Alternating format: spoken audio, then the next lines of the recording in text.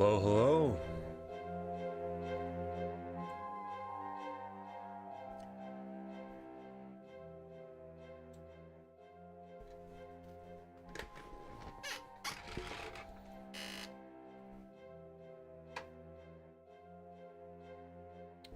Okay, I think the stream should be running now.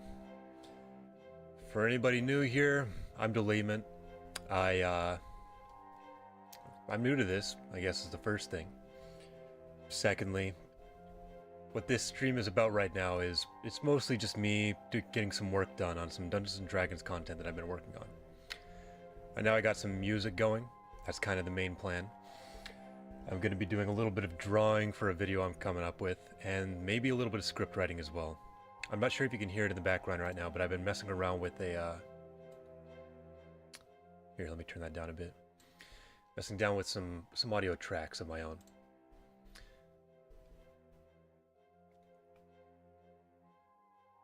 So I guess let's just get right into it then, right? Let me start by disassembling my little janky setup here with my drawing tablet. We might come back to this later, but for now, I think music is going to be the focus because that's what I want to get done right now.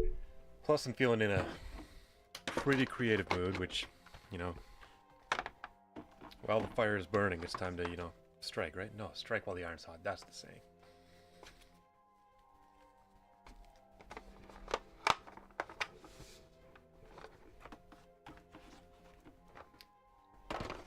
Okay, let us see. So, if I did this correctly, I should be able to jump over to...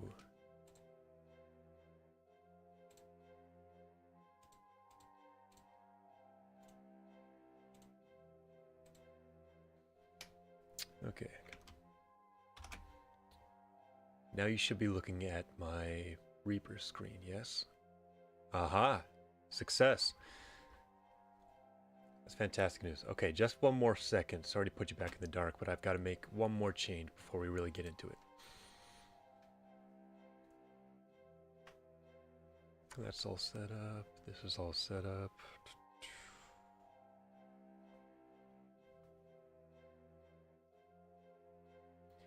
This little loop that's running in the background is a little test I'm running for just trying a...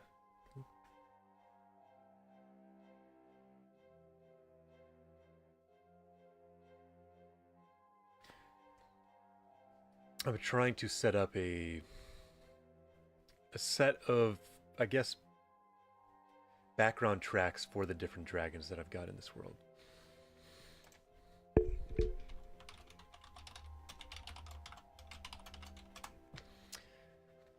Okay, and things should be set up properly right now. Cool, cool, cool.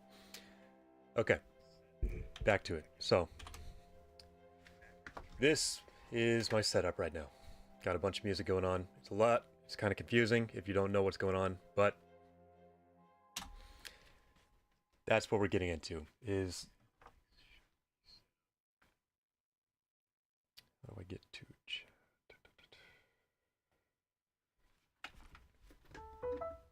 Let me turn that off real quick. Okay, so I'm using a...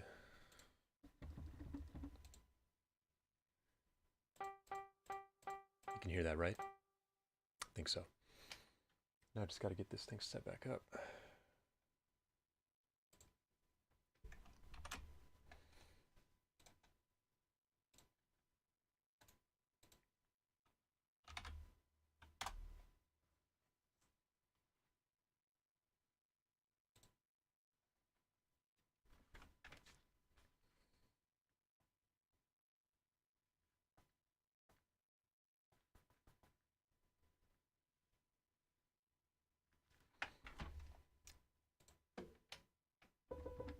Okay, cool. So, music should be back online, meaning anything I play on my actual keyboard should be coming through as audio now. Perfect. Yeah, so I guess let's start fresh. New project. let's say, for example, I'm working on a song for a dragon that is supposed to be an axolotl. Weird concept, I know, but hang with me for a moment. The whole idea is me and a buddy of mine have been working on a bunch of dragons that are all based on amphibians instead of reptiles. So we've got frogs, we've got salamanders, we've got Sicilians, which is a wormy looking thing, not an Italian dude, and frankly an axolotl. We've got one kind of built up as this spirit amphir. The amphir are what we call these guys. And my understanding of axolotls is they're pretty much baby salamanders that never have made that final step to going on land. I don't know if they got gills, but I know that they do spend their time underwater as they're not really able to go back and forth the same way salamanders are. Since it's a baby, I need this thing to sound kind of like a lullaby. At least that's my idea. So I'm just going to mess around for the first little bit and try to see if I can come up with something that sounds kind of like a lullaby. While these guys are monsters technically and big, scary, bad guys, maybe not bad guys, but at least dangerous, it needs to sound a little dark too. And as far as dark lullabies go, the ones that pop into my head are that Anastasia song. How's it goes like...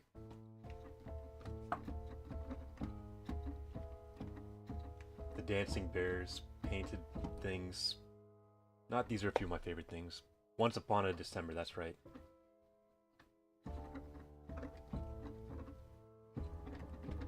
Something like that.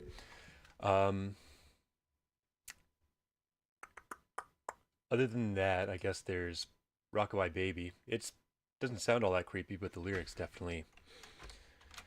It's about dead birds, I think, so... Not the happiest. Diana, I can't help but agree. Axolotls are godlike celestial beings that are all-knowing. There's really nothing else to it, you know? They've got little fuzzy... Here, let's see. Axolotl.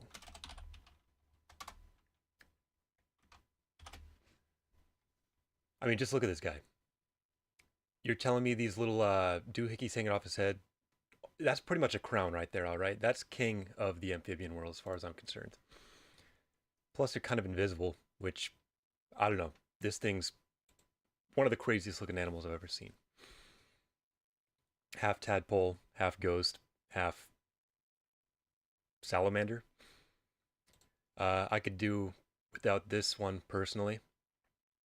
I think this one never really lost that baby weight, if I'm being completely honest. Back to the music, though. Just gonna mess around for the first few minutes, try to find a melody.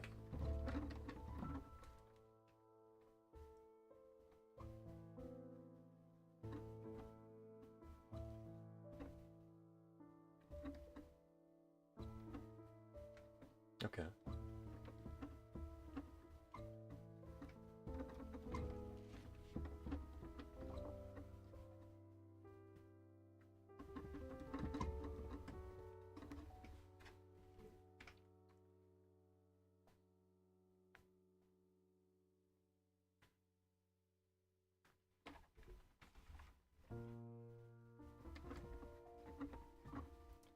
This whole thing needs to sound a little more ethereal, in my opinion. I kind of like what I have here, though.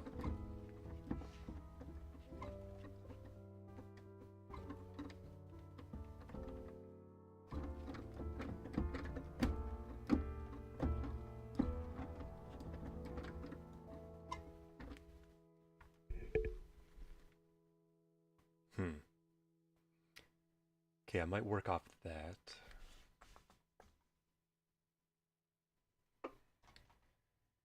So I've got this track I can easily record. Let's figure out tempo.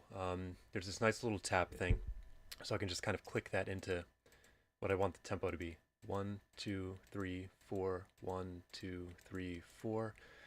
Let's just round up to 115. I'm gonna turn on this little metronome thingy. Really annoying to listen to, but it does help you keep time. So if I'm playing with that, it would be...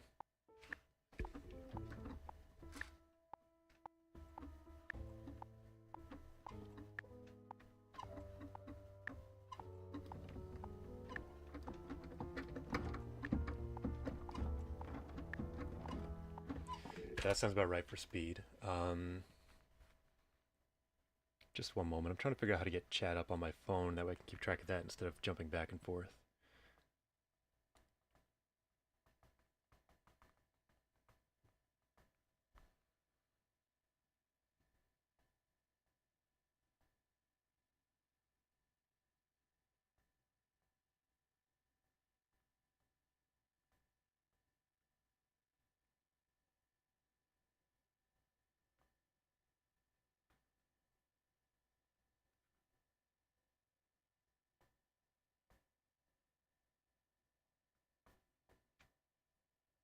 Hmm.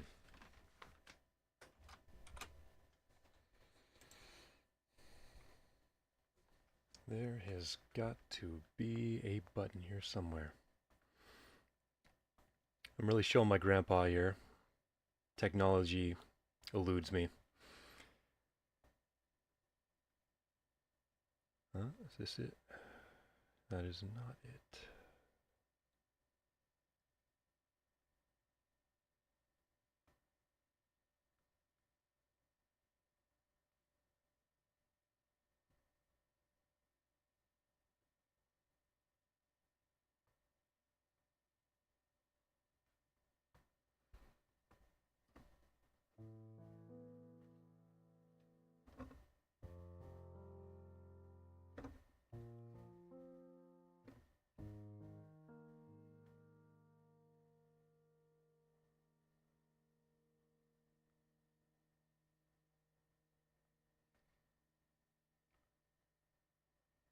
Hmm. Well, I can't seem to figure that out. Oh well. We're just gonna continue as is. It's not a stream of mine unless there are technical issues. Okay. That's our speed. I'm gonna just mess around with this for a minute.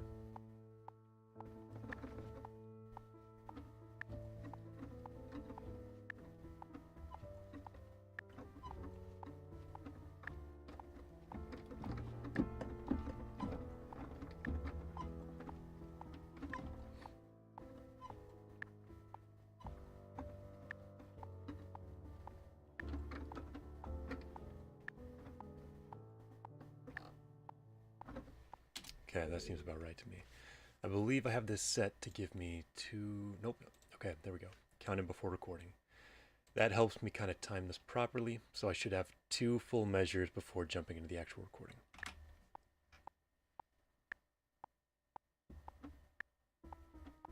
Ooh, missed that. Okay, you know what? I'm gonna wait for the first cycle to go. That way I'm sure I've got it.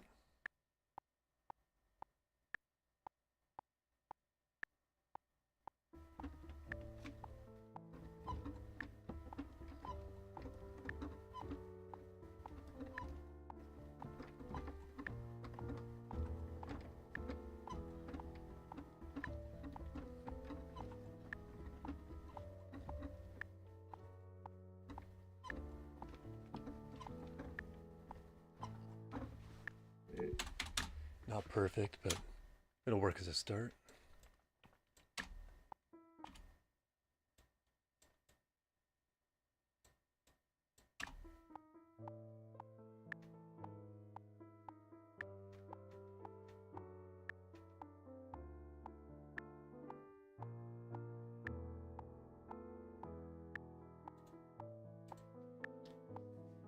So I'm gonna make another track just to get some,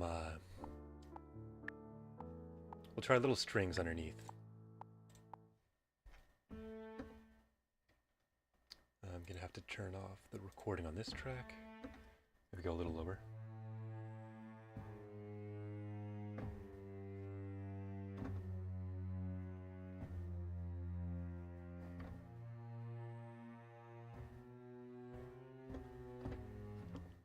Let's hear width.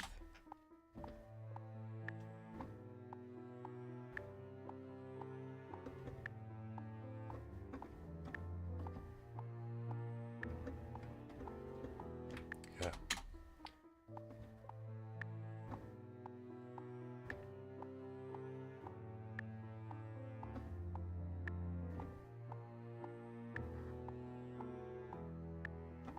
That sounds all right.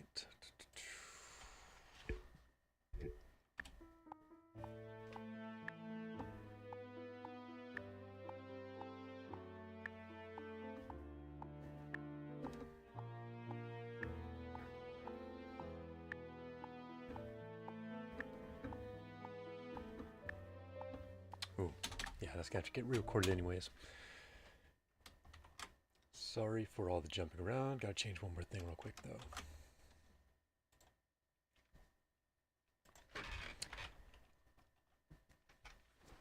Oh, merch is definitely coming. Yeah, yeah. I'm just buckets of axolotls. Ship them right to your door, you know? That's the whole plan. Every frog I find, sending out for $1 a piece. I figure there's a market for frog buckets, you know?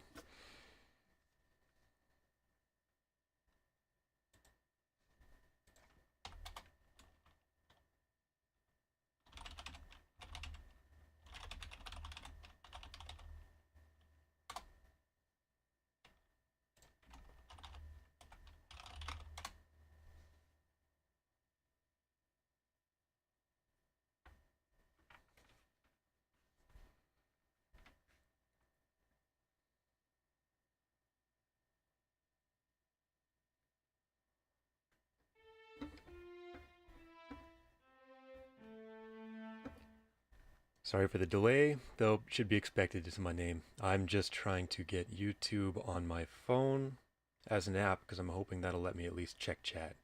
That way I don't have to keep jumping back and forth. Once that's all set up, should be a lot smoother sailing. Where is my app store?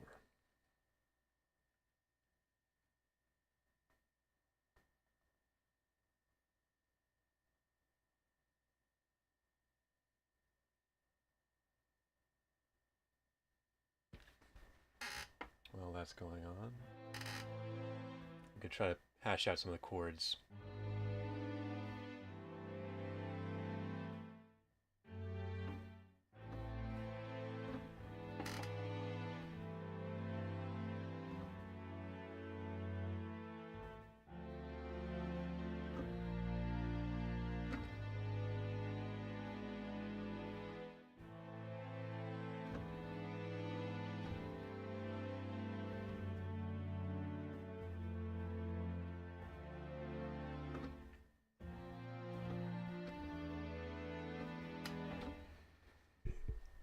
That sounds pretty good to me.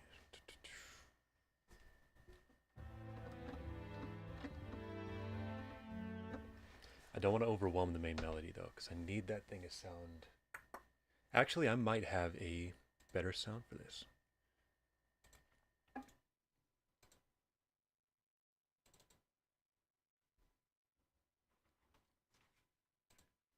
YouTube should be just about finished, and then I'll be right back to the previously scheduled music making.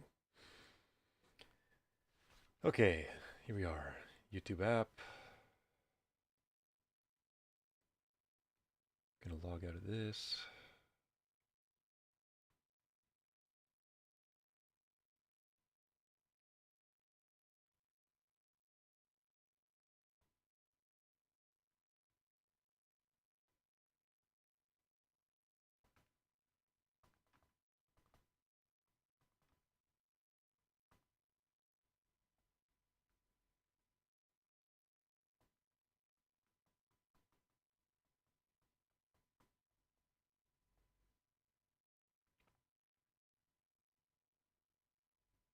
Okay, logged in. Perfect. Now I would go to this bad boy right here.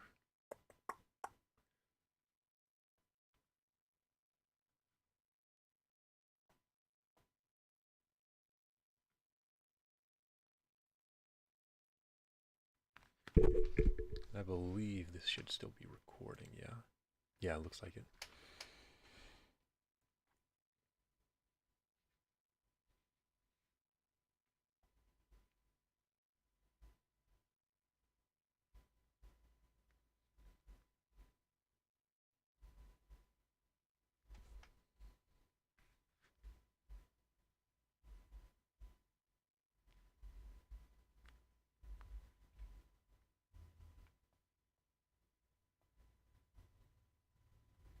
Okay, video's pulled up. Now how do I get to chat? That is my final problem here.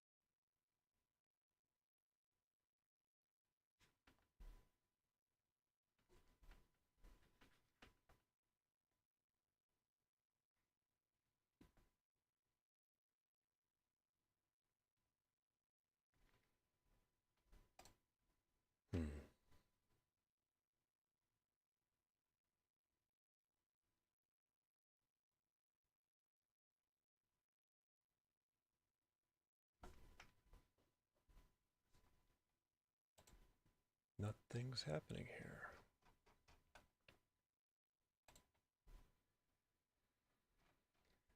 I'm sure this is truly riveting stuff to watch right now.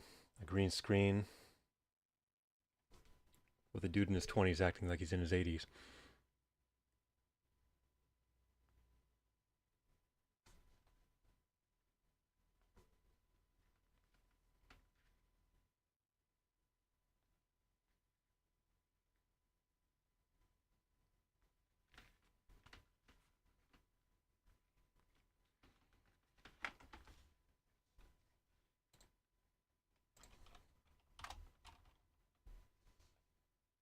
Okay, I think I know what I can do. It's gonna be goofy, but not a whole lot else to do about that.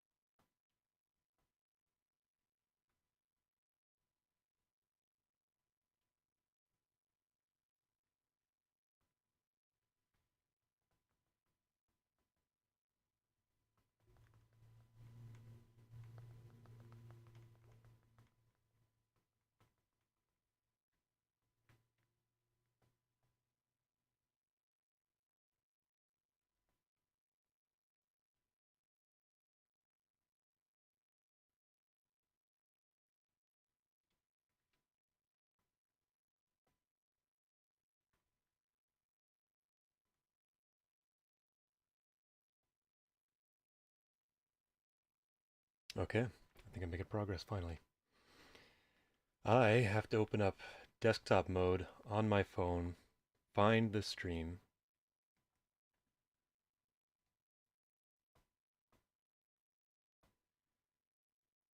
and now we should be in business.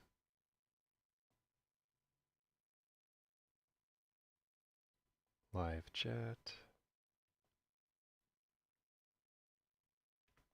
Aha, there we are. Perfect. That was a lot more than I was expecting it to be. Okay. Music. That's where we were. We make it. We like it. Sometimes. We have a little lullaby thing going.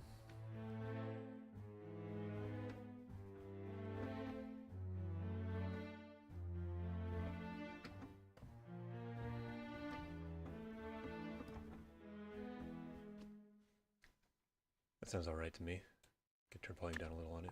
I think the piano sound, which was this guy, I'm going to name it piano so I don't lose track. This is orchestra. Oh, that's why it's so loud. That makes sense because I have both recording. This will be strings. Sure, string. Close enough. So we got Strin over here, putting in some work.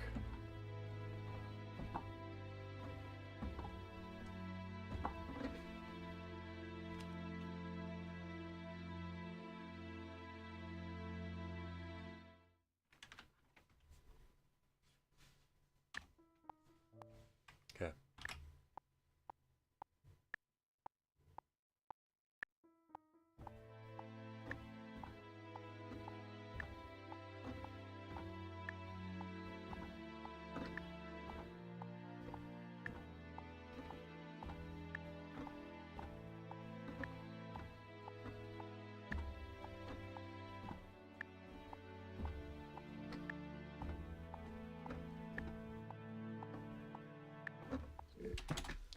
That's pretty much what we want there. This piano is gonna have to get louder. String's gonna have to get quieter.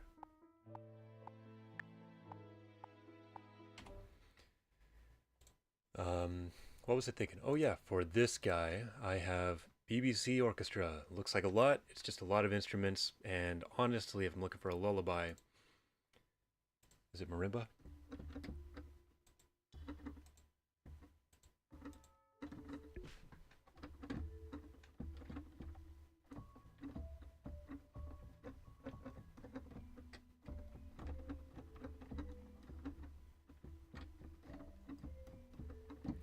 Nah, that sounds a little too... Well, harp. Okay, I have a harp. And a Celeste. That's very... lullaby, right? At least that's where my head's at. We'll see how this sounds, but if it's like...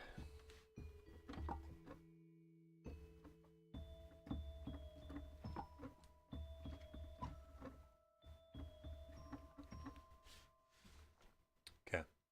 I am going to mute what we had as our piano track. And go based off our strings now. Just play this through and see what it sounds like. That's probably where I want it.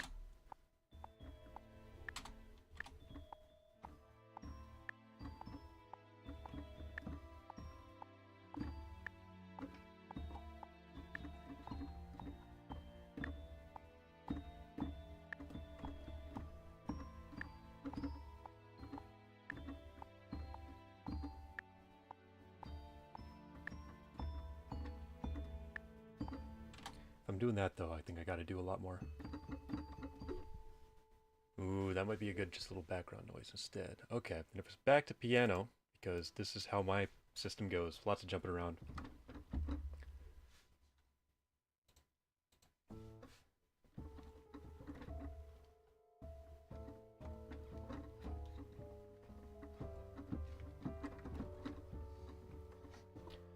Also, if the music is too loud or too quiet, feel free to let me know. I'm not an expert on audio levels just yet, so things could be all over the place.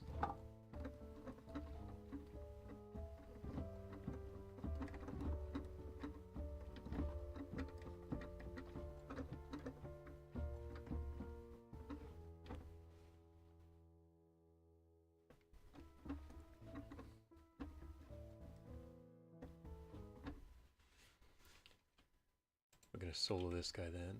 Delete the track we have. We know roughly what we want, and we're going to re-record it.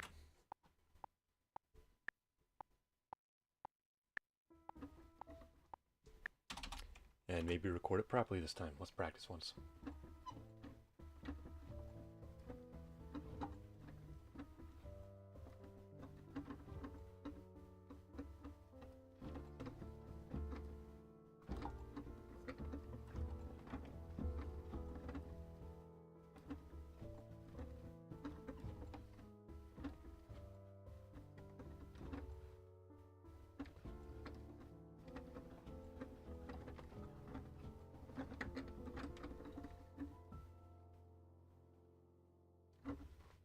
Okay.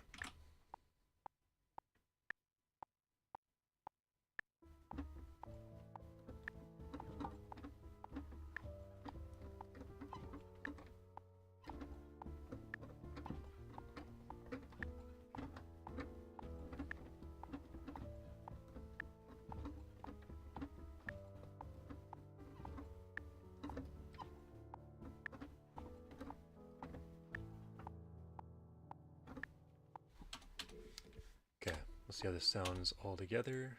Oops.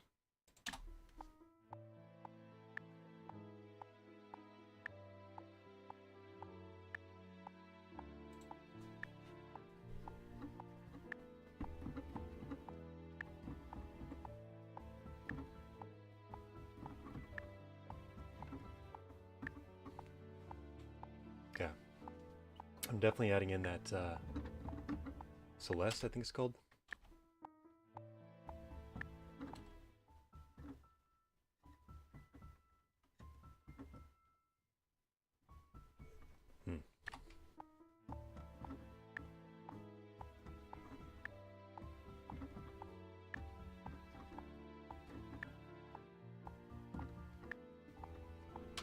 Okay.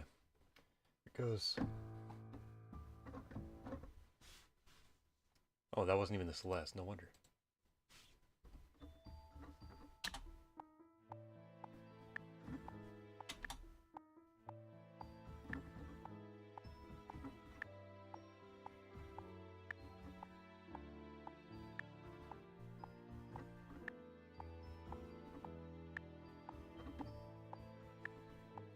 I like the first part.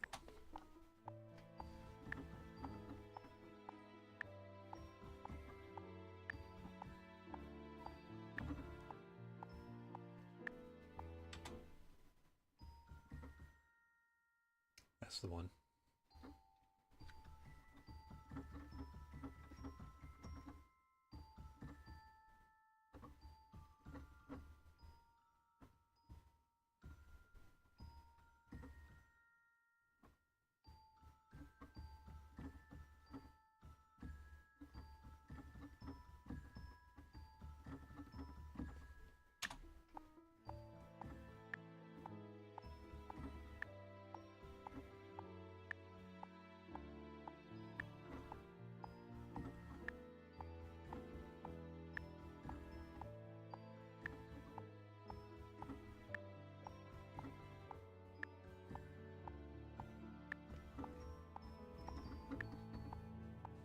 Let's record something simple for now.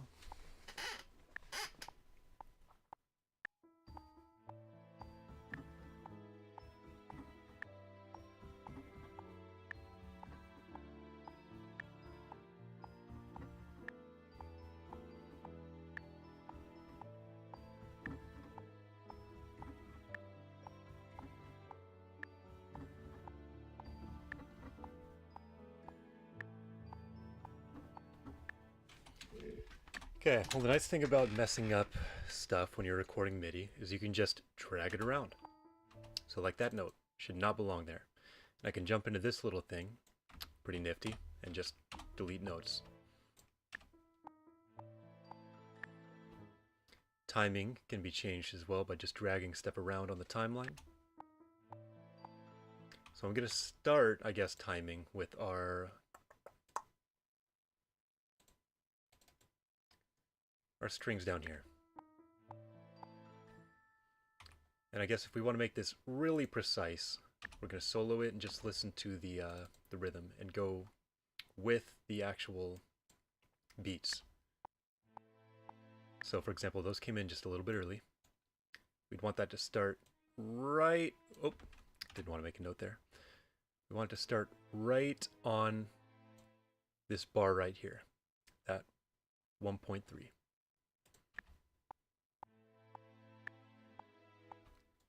These would start on that 2.2.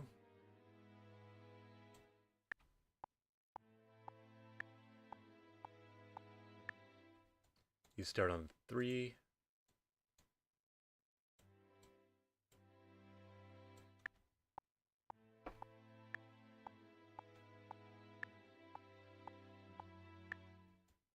He's on 3, 4.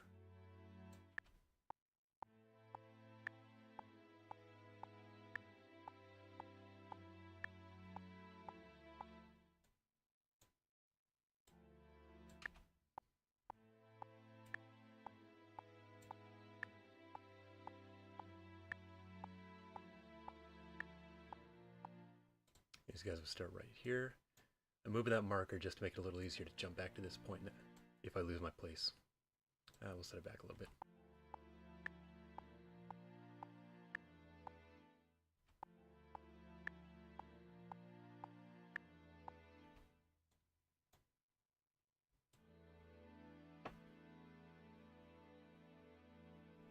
I'm going to put it right there.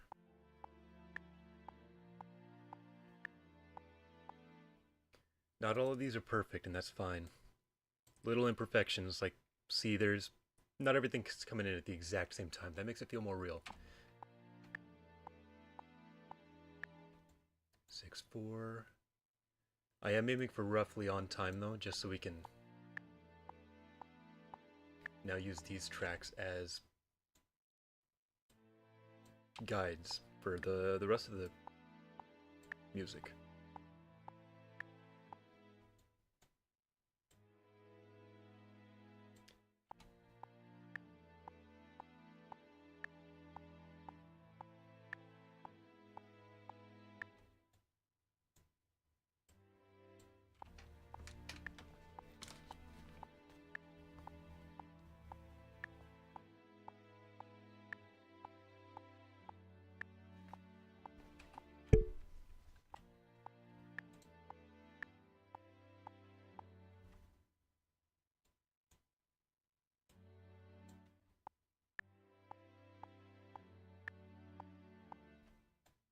See, that one you can hear came in a little hair early.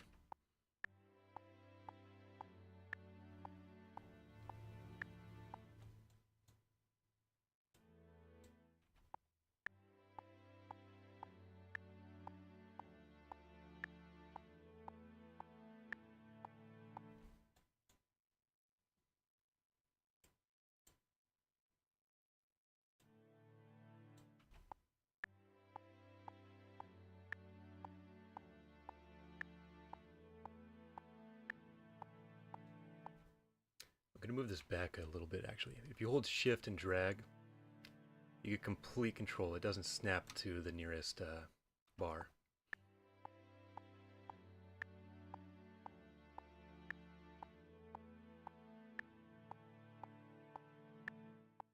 Yeah, that's that. I'm gonna hear it from the top.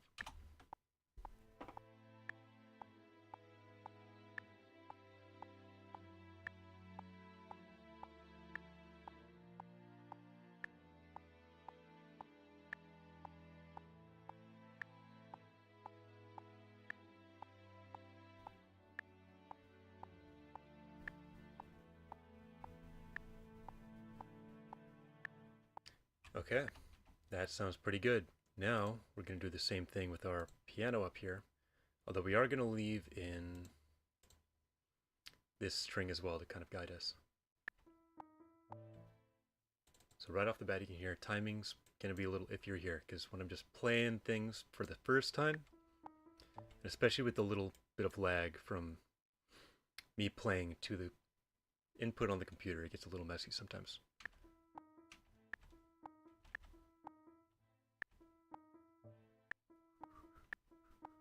So this should start right at the beginning, I believe. And it does not. So I'm going to take these two notes. Beautiful sound. And move them over here. And we can select this guy, extend it a little bit, and see how that sounds.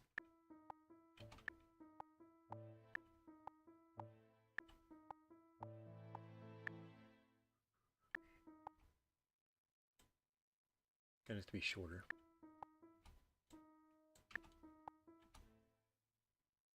This needs to come in earlier.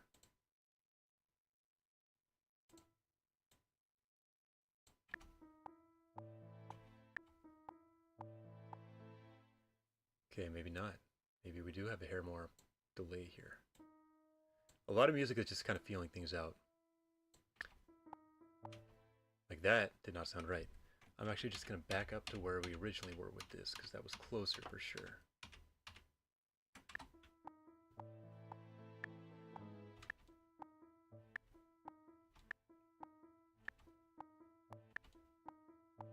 Feels like it drags out a little here.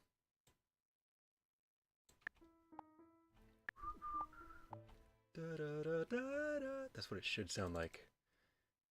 Pardon the singing. Vocals are not my strong suit, though I probably might maybe add a few of them into, if not this, another track later. We'll focus on that later. We'll start with the easier stuff. So these two notes,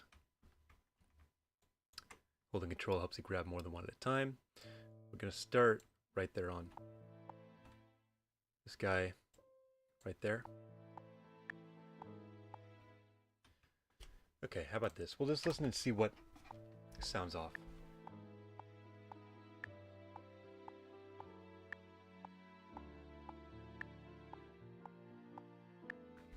A little bit right in there. Something around this mark.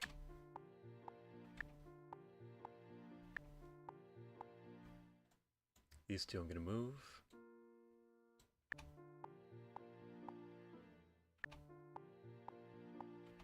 These two I'm going to move as well.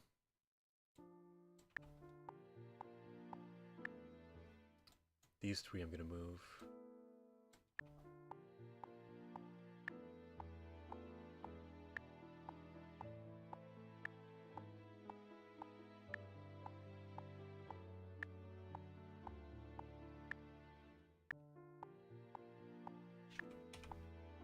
Okay, we're getting somewhere. We'll do more fine-tuning later, but let's get a little bit of this. Celeste. Adjusted. Oops. Wrong button.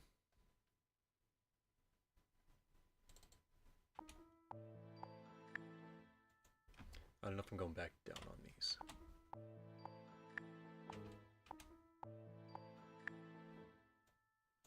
All three I'm going to move slightly. Oops.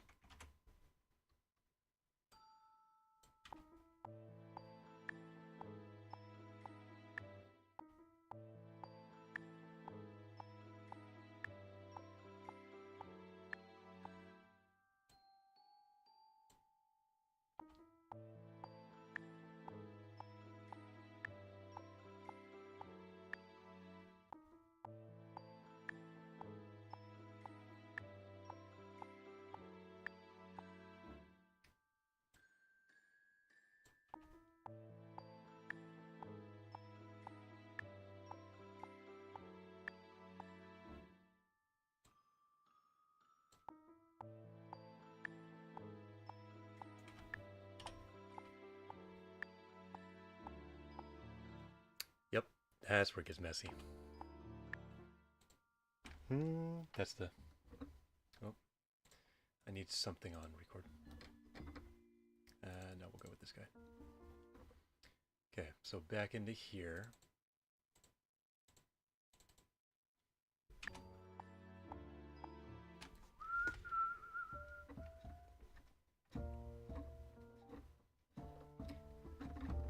That's where we are. So that's D minor, the chord.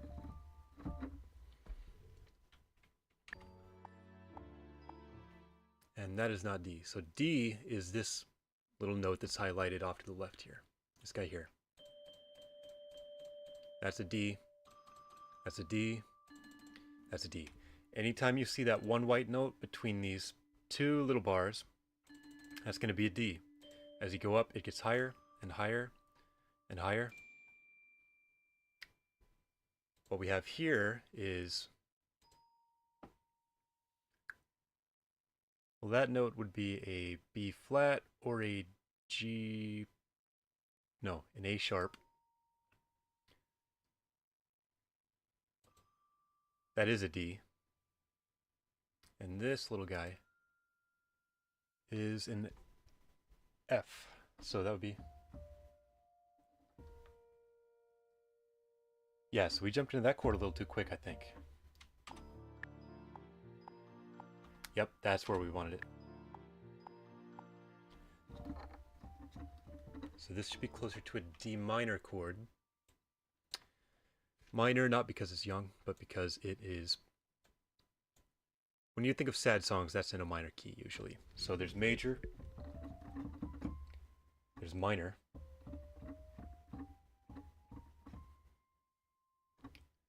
and playing in those are the main two anyways. There's a lot more different kind of keys that people can play in, but usually minor is going to be a lot sadder sounding. So every sad song you've ever heard, like something...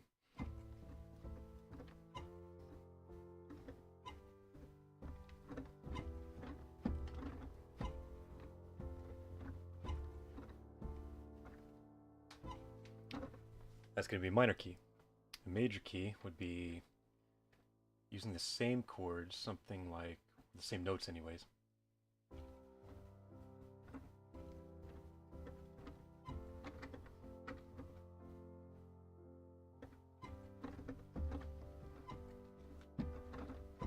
Just a lot brighter and happier. I'm partial to the minor sound. I like a lot more songs with sad sounds, I guess. I don't know, they're just more interesting typically. So here we're just going to put this into a D minor for now, starting with U down to...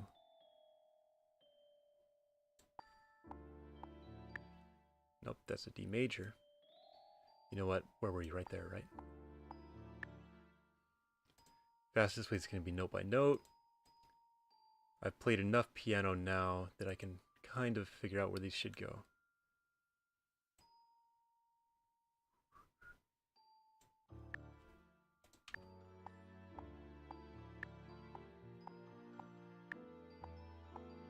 So those are the right sounds. Timing's still off though.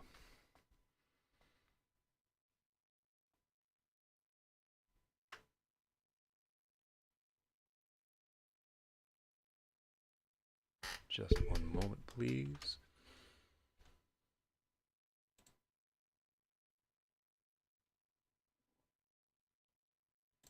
Okay, back to it.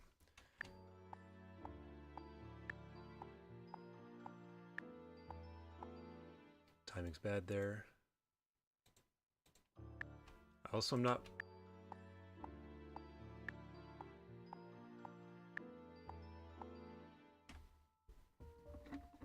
That's this guy here. This means this is...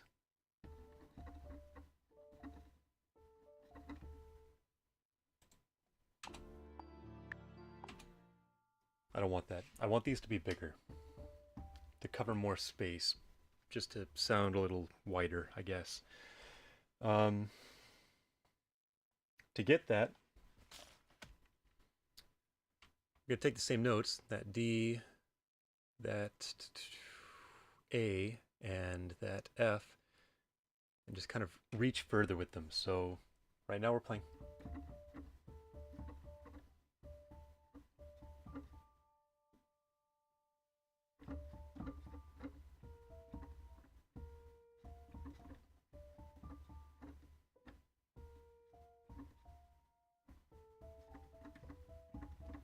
Okay, that I think is the move. So we're gonna, well, no, we can keep that there. Keep that at D, and then jump that up to another A.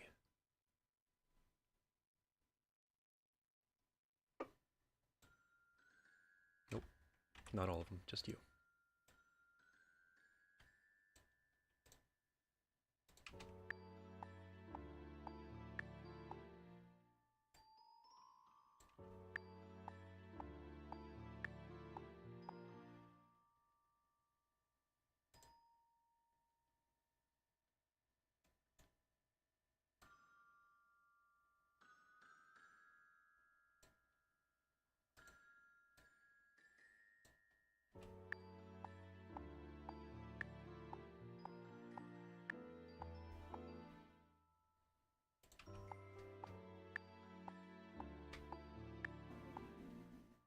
Something's wrong here. It's just, it'll work.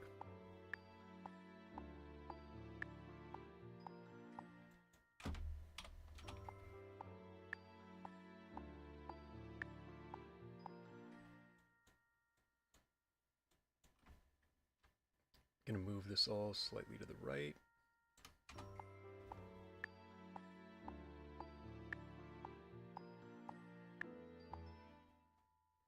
And then the timing's off here. Just too fast. That needs to come in a little later. What about there?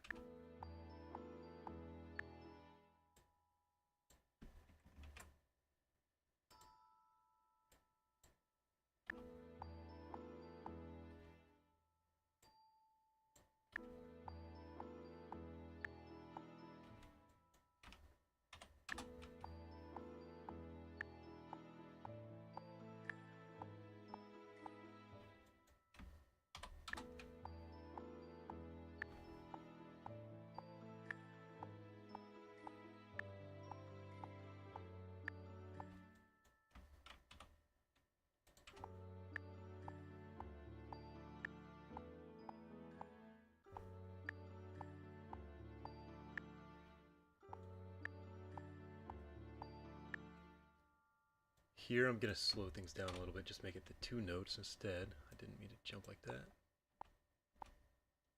Okay, that was weird.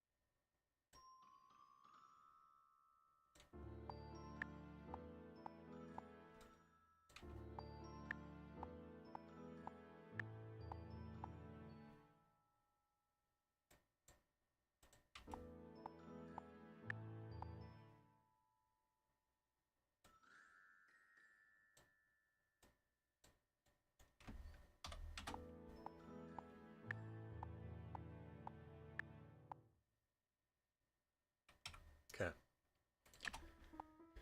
Turn off the metronome because it's annoying. Actually, wait, something goes off there.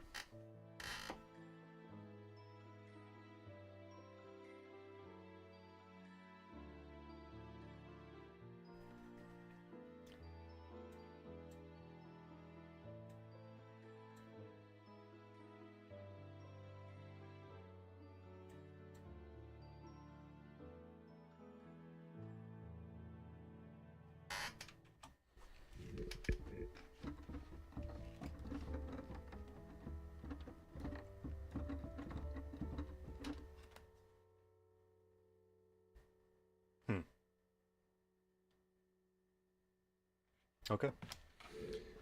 That's something. We'll at least save this for now. I'm paranoid, so putting you guys on green screen for a moment, just in case I show anything I don't want you to see, like my name. Okay, create a subdirectory, and we're going to call this Spirit, because this is for the Spirit Ampere. Yeah, this is all about dragons, I know, crazy. Kind of lost track of that for a minute. Got caught in this loop of everything. This is definitely not finished, but we're at least in a direction. Okay, so now we're going to make a new one. What do we have left? There's Rage, there's Hearth.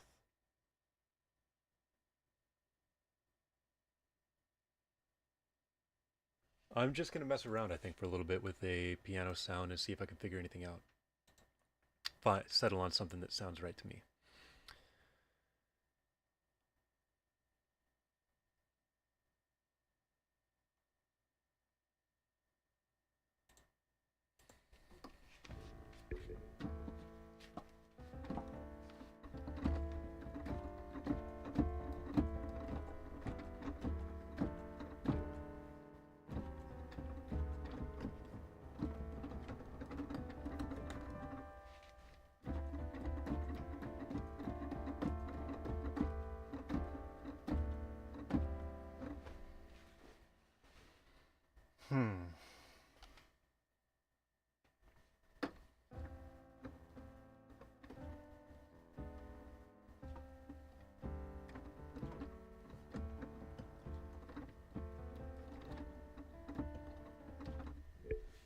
You guys still on green? Oops, sorry about that. Should be back. Yep.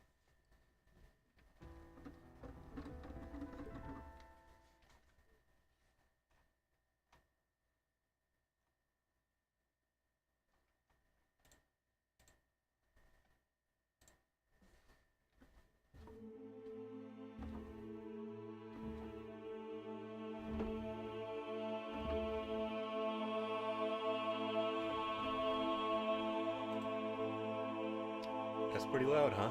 Yeah, okay. Thought so. We'll turn you down.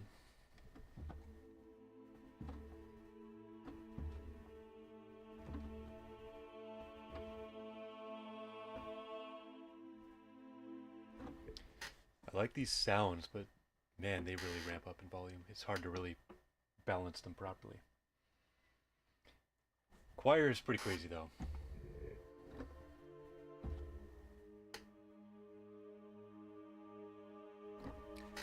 Anything you do with them sounds pretty intense.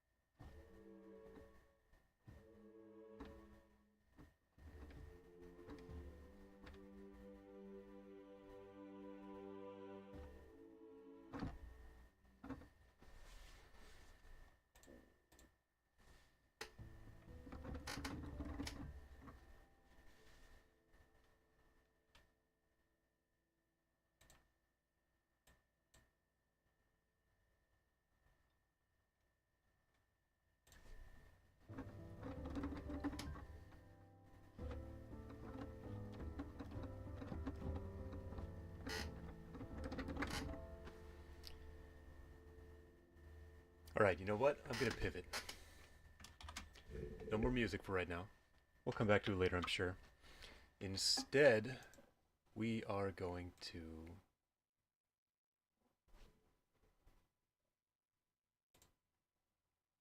pull up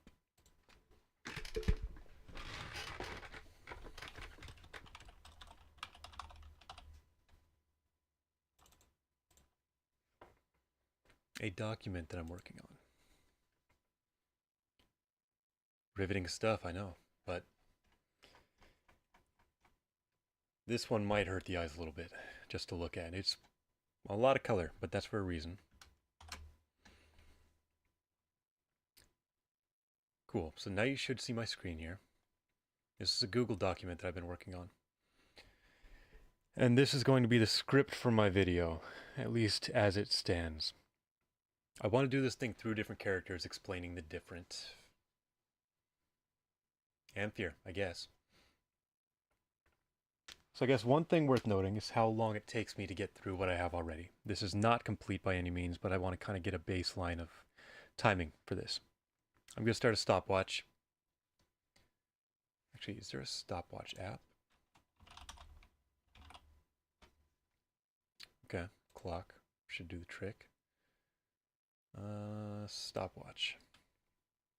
We're going to shrink this down significantly. Can we really not make that any smaller? Okay, good enough. And I'm going to read through this. I might throw some voices in there because I am trying to come up with a different feel for each section. I'm not great at voices, but they're fun, so I do them anyways. Here we go. Dragons. Where did they come from? What separates this from this from this? If there are hordes of dragons, why haven't I seen any of them? Today I am to answer none of these questions and more. Others have delved into these topics better than I could, and through lenses I've never considered, so rather than covering things that have already been done, join me as we explore a different type of dragon with a rather unique history. I'm more a dreamer than academic, so bear with me on this journey. As a Dungeons & Dragons player, the mindset when creating these creatures was using game mechanics, though with little effort they can be adapted to practically any medium. There are conflicting opinions on where and when dragons originated, but I find it best to retell the story of the Amphere through the collected stories of others. Okay, so I'm going to pause here real quick. Firstly, anything written in bold italics in these parentheses, that's kind of where I'm at in terms of what I will be showing visually at any given point in time. I'm no artist, unfortunately. And I'm no video maker, and I'm not on screen, so I have to have something visually happening. This is what I've been drawing and will be doing later as well, is these various shapes in kind of a chalky version that I will be displaying as chalkboard drawings. They're not great. I hope nobody's expecting them to be great. That's what I've got to work with. Outside of that, each section is read in a different character kind of voice. So this is where things get a little interesting. I'm going to be testing out some voices, just trying to make it sound less like me. Let me grab a drink of water and we will get going here with the first, our orange guy right here.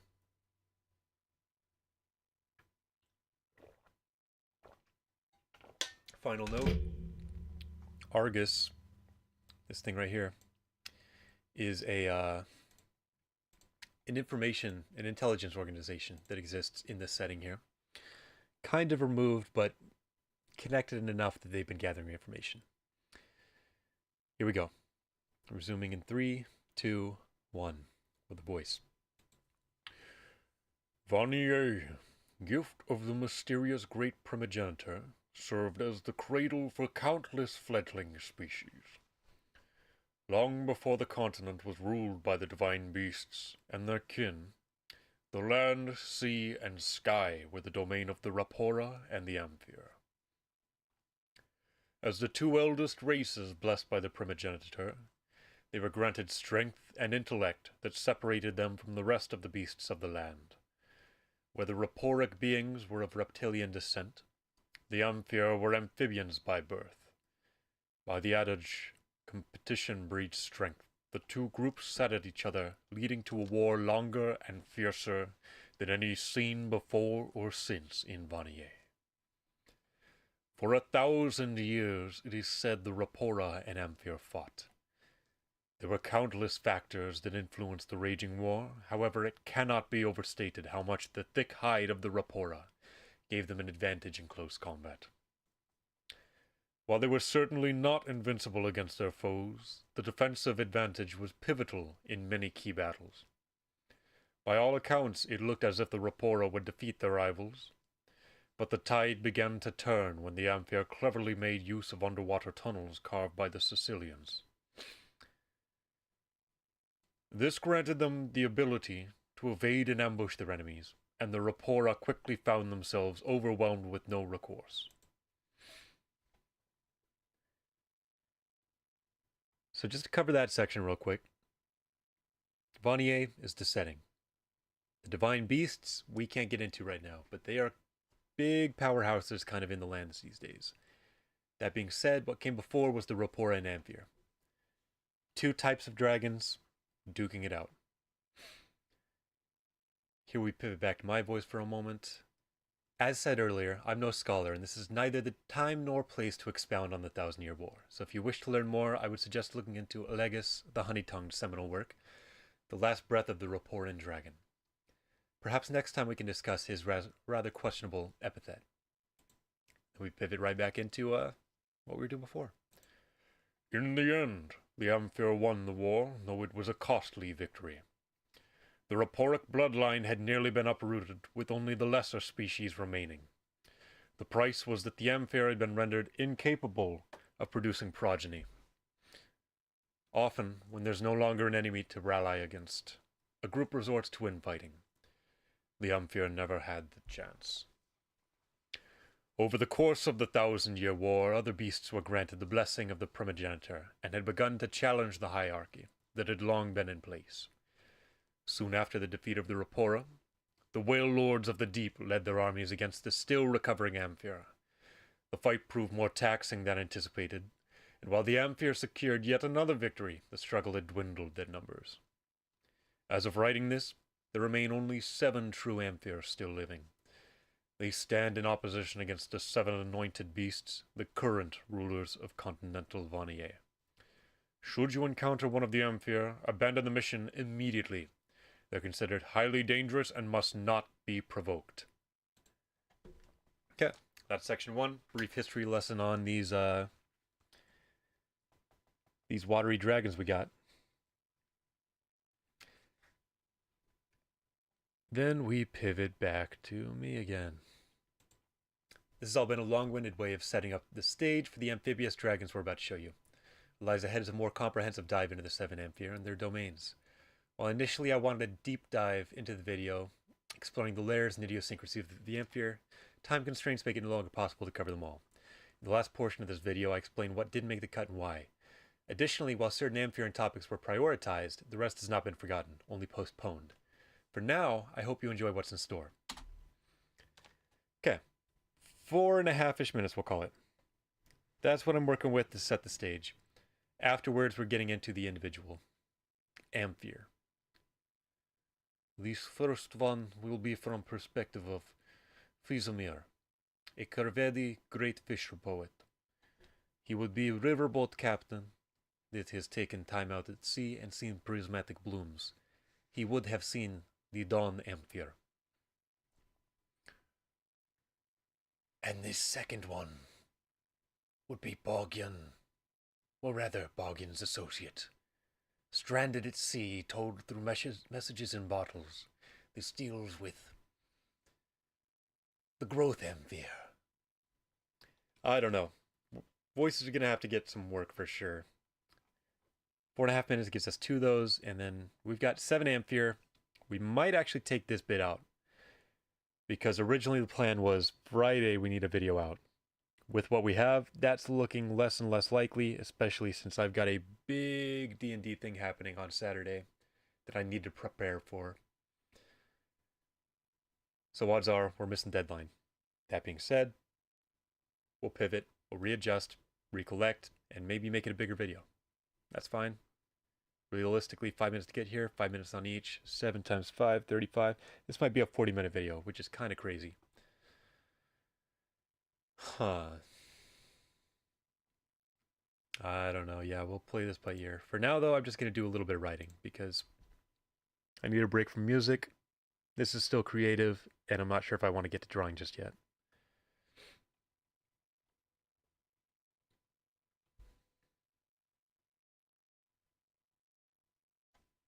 Just one moment, and we will begin. I just want to check something real quick.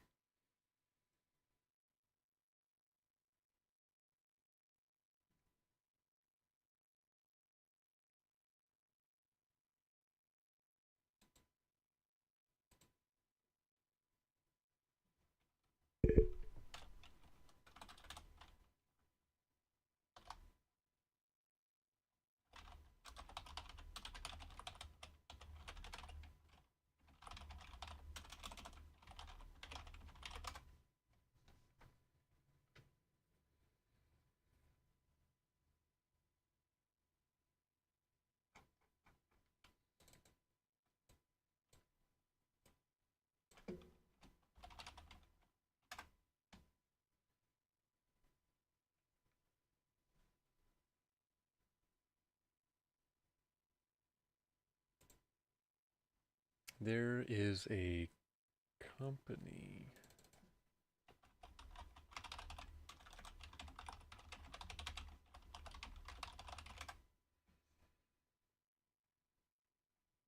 That makes lo-fi just kind of beats that you can have on in the background.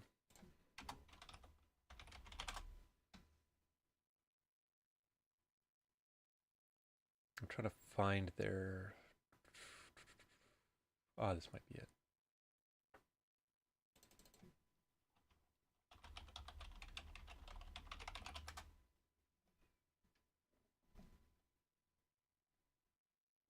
Maybe not. Oh, wait. Here we go.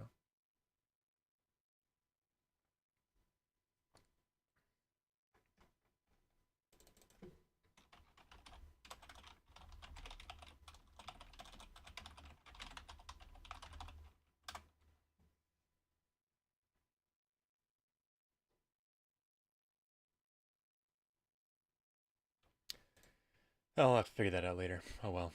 Not really my priority right now. This one's going to be without music. We might make that change later on, though. And if I keep making music, maybe I can just build up my own little library of it.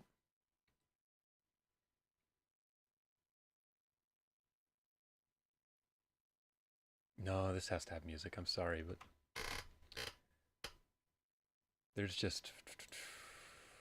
It'd be nice to get something in the background.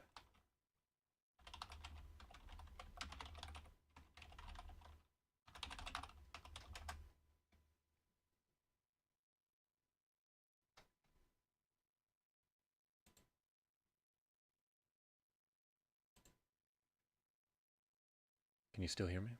Yeah, okay. But I should have my desktop audio muted. So I can check some of this out, try to find what I'm looking for, make sure it is all up to snuff.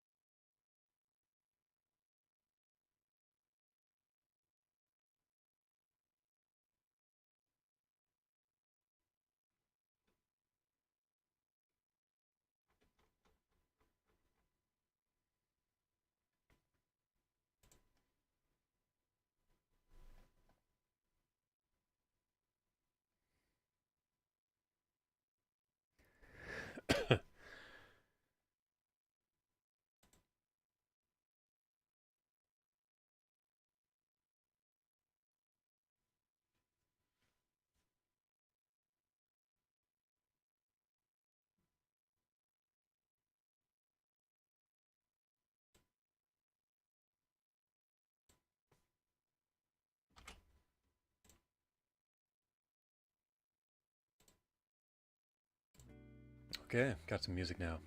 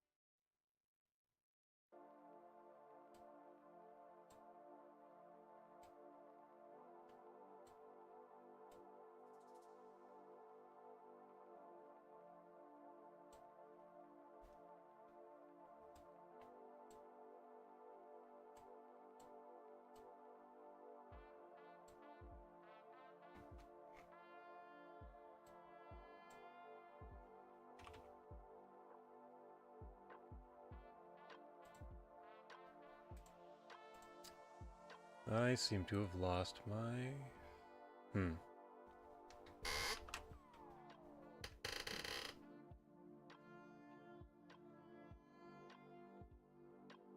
Where did it go?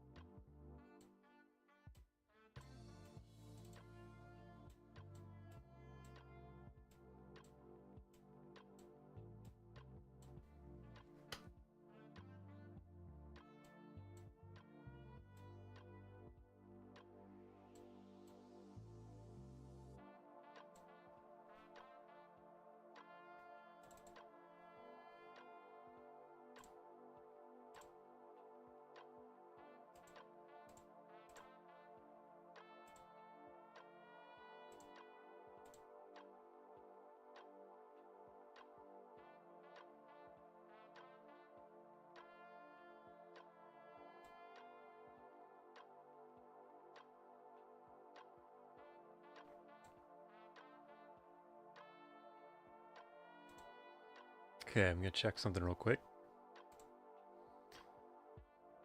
Perfect. Move that down into a corner over here or something. Then jump back over here. How's that look? I'll find out in a minute.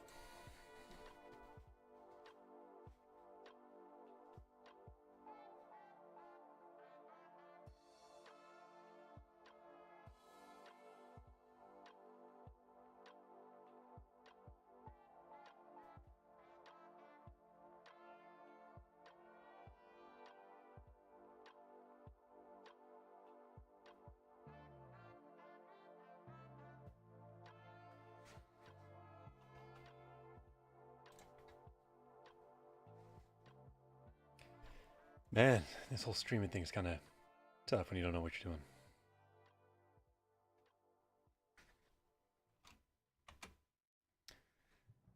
Well, first things first, let's turn down the volume a little bit.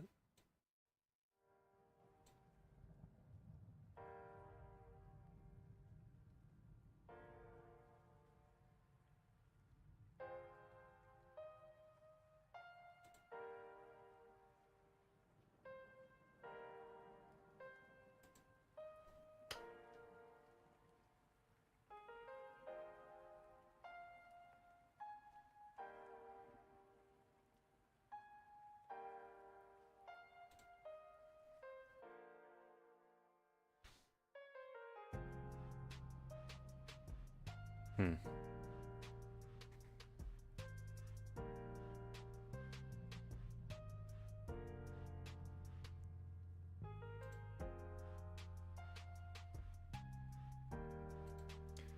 Okay, let's say we have a window on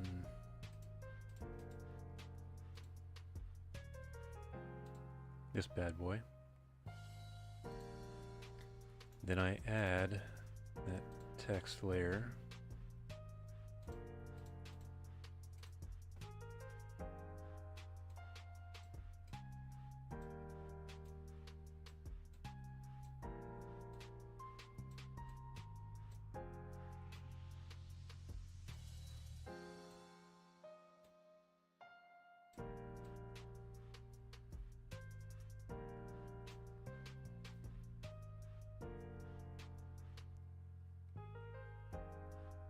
That works fine. So with display, should have this thing a little bigger, it looks like. Okay. Now it should be okay. Maybe not. Move it up a hair so it's not on the hotbar. Now should be seen. Cool. We're going with that.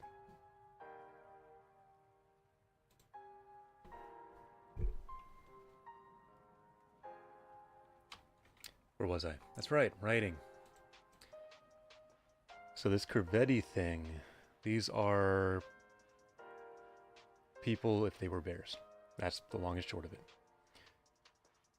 They're kind of druidic. They look to the stars as kind of their ancestors. And this one in particular, Vizimir, has seen the Dawn Amphere. And the Dawn Amphere lives in these places called the Prismatic Blooms. And the Prismatic Blooms are... It is a sea covered in this translucent algae, which catches and reflects and refracts any light that hits it. It's very breathtaking to look at. It's also a dangerous place to be, because where you find the prismatic blooms, the Dawn Amphere is usually not far away. And these Amphere, while they are intelligent creatures, are very dangerous and prone to, you know, if something pisses it off, that something is not surviving the day. All that's to say that this guy, Vizimir, has, at least in my head, what I'm thinking is he's become obsessed with these prismatic blooms and going out to see them. That's what this whole first paragraph is about. The second one's going to be about the actual dangers. What I need to do is present what these Amphere and their layers can actually do through the lens of a real person, which does complicate things a little bit because I don't want to just give out straight up stats. In the video, I will be having the stat block kind of scroll as this is going on, but that's a problem for later. I'm talking about the blooms. I'm talking about how they're dangerous. Life is not Tommy the Beauty, it's not without dangers.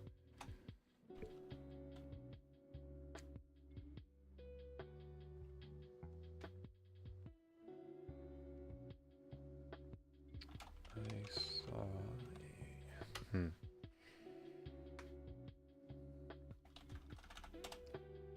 The first and foremost danger is the dazzling, hypnotic light itself.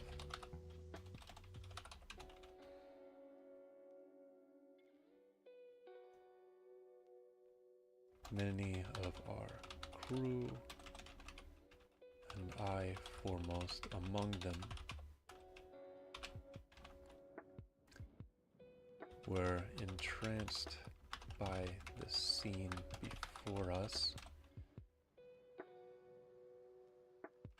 to the point we had not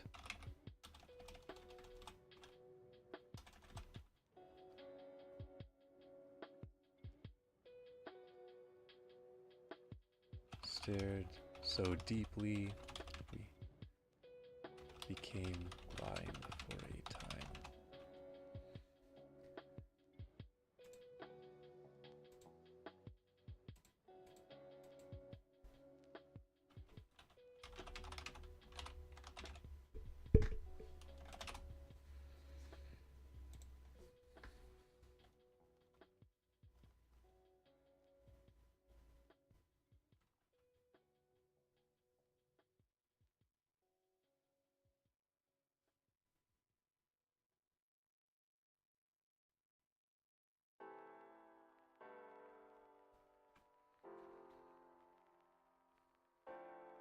When we had recovered our senses, our vessel had drifted directly into the bloom.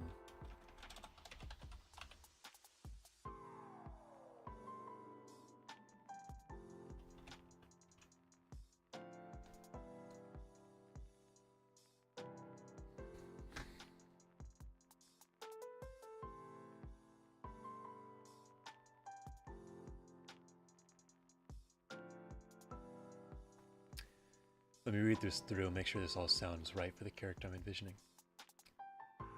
And we're doing a Russian accent, because that's fun. And Russian bears seem cool. What's a good word to get into a Russian accent? I always use neighborhood. Neighborhood. Okay. Dawn. Such a small piece of the day, yet more breathtaking than the sum of the rest. Try as I might, the prismatic blooms have taken hold of my mind, and I cannot shake them from my dreams. It has been 2 months since my crew sailed those shining waters, and while it's understood that the blooms are only algae, words cannot do justice to the truth of this thing. It is like being near enough to reach and catch the very stars in the sky, as if the sun has broken into a million little pieces that float upon the sea. In the same way the cubs do not know truly... Oh, that's wrong. In the same way the cubs do not truly know cold until they have seen the north. No amount of flowery words can accurately describe the prismatic blooms to those who have not experienced. Life has taught me that beauty is not without dangers. The first and foremost danger is the dazzling hypnotic light itself. Many of our crew, and I foremost among them, were entranced by the scene before us to the point we stared so deeply.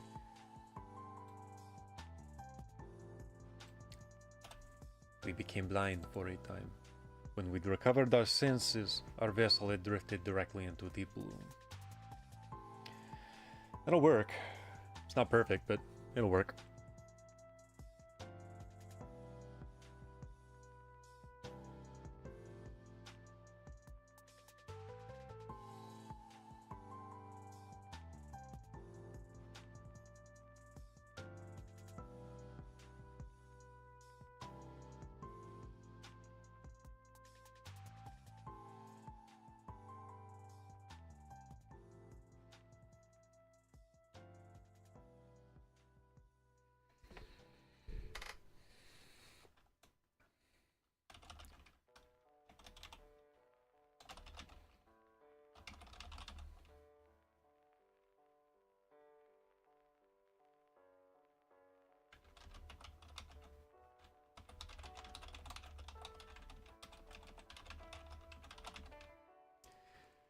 Tales of voyagers taken by the depths were not foreign to us.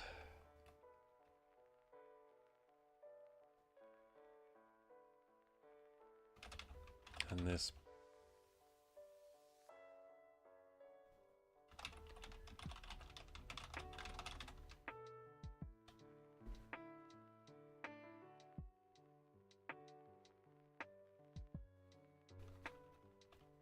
in the heart of the dawn amphirs.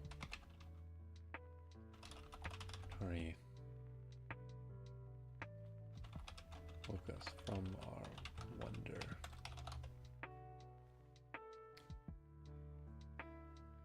When we had recovered our senses, our vessel had drifted directly into the bloom. The tales of voyagers taken by the depths were not foreign to us in this realization that we were in the heart of the Dawn Amphire's territory woke us from our wonder.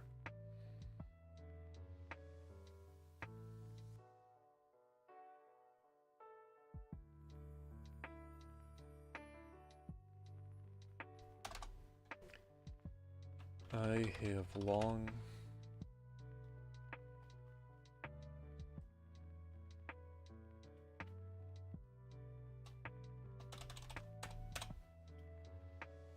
Okay, Corvetti. We're doing Corvetti names. I need a character name here. And Corvetti, I believe, are a mix of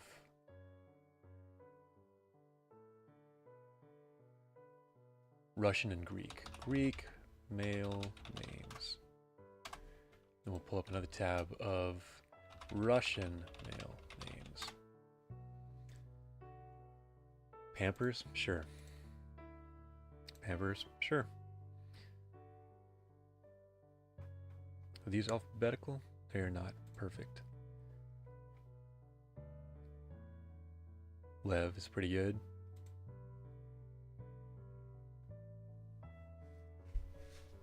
Levos.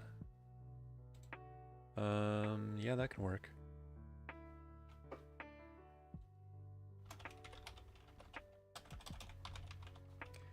Levos. Lost 2 brothers to the dawn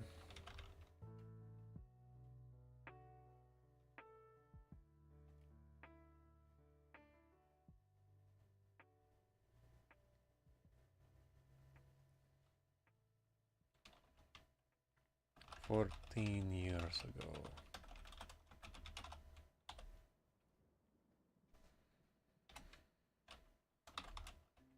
He knows what this place is capable of.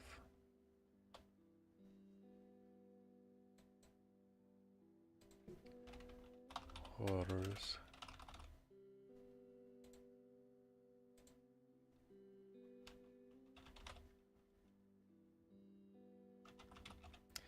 I believe trawling is when you're net fishing. Yep.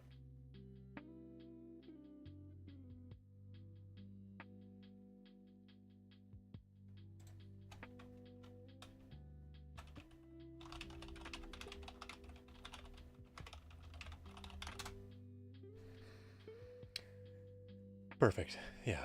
Trawling is a long, long, long. Okay. History.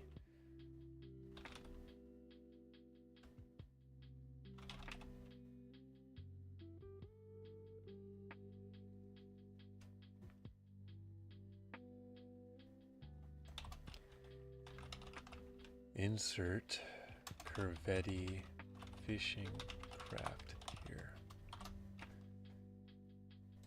Vessel. What's the word?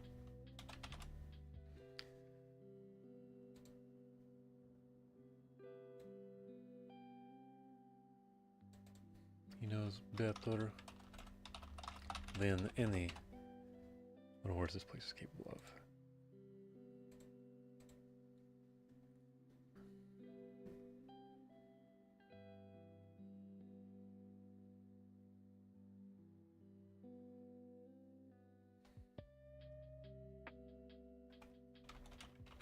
And immediately began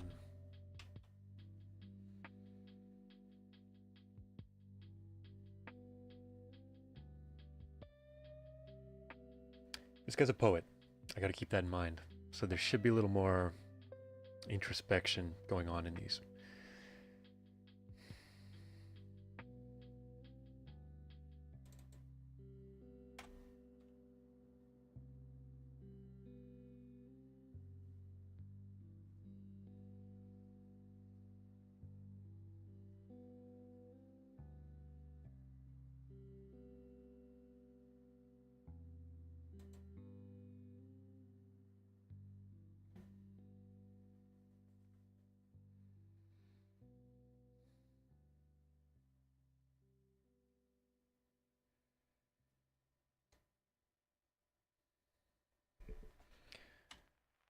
Okay.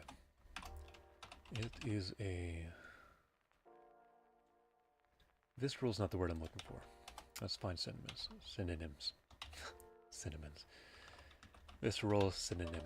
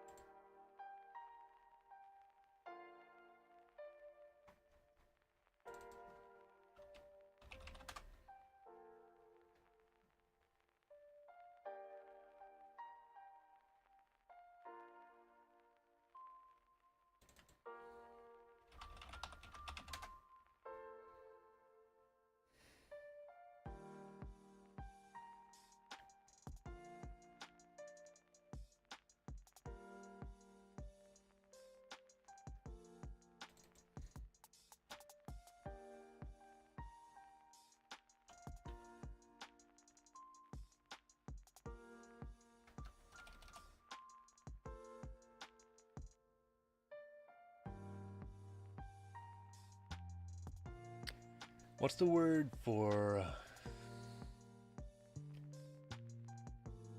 when you are humbled? There we go. Humbling synonym. That's what I'm looking for.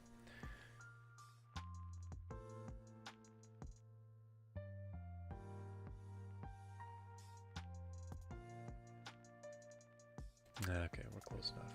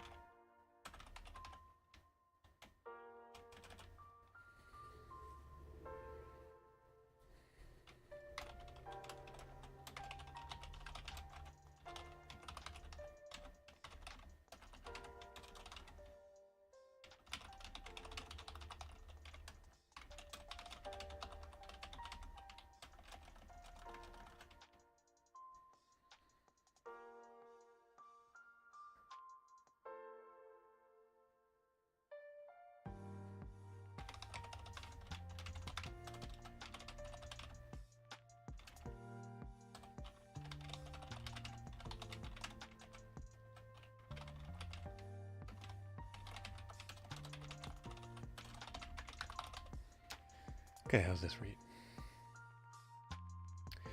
It is a humbling experience like no other to be faced with mortality. I have long lived my life knowing Karvedi sat near the top of the bloodline hierarchy, but to realize hierarchy is not the word I'm looking for here.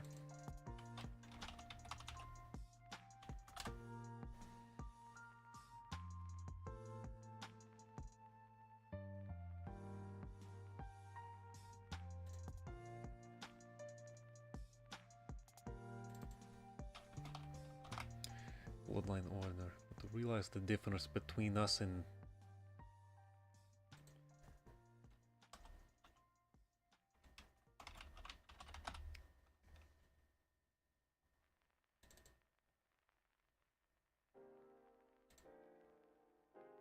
like nothing I have felt before.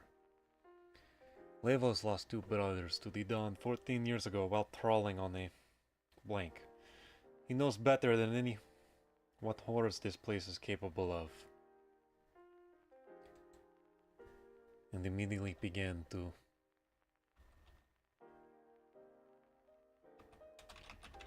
babble about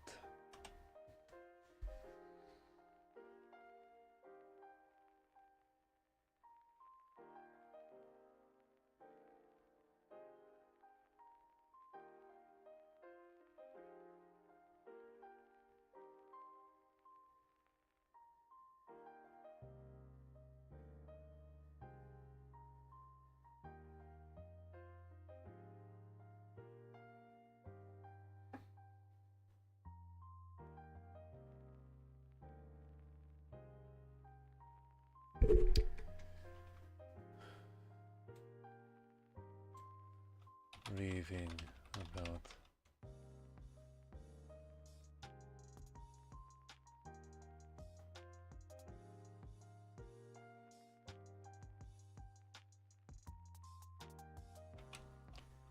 dangers in the water. Ace.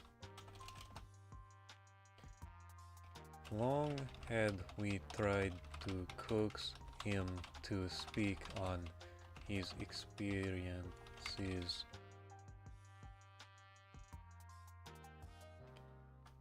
with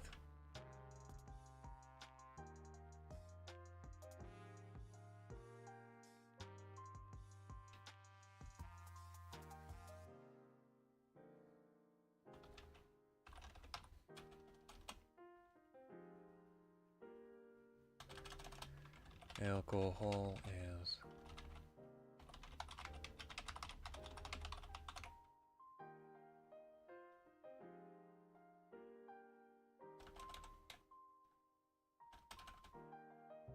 subtitle. That sounds weird.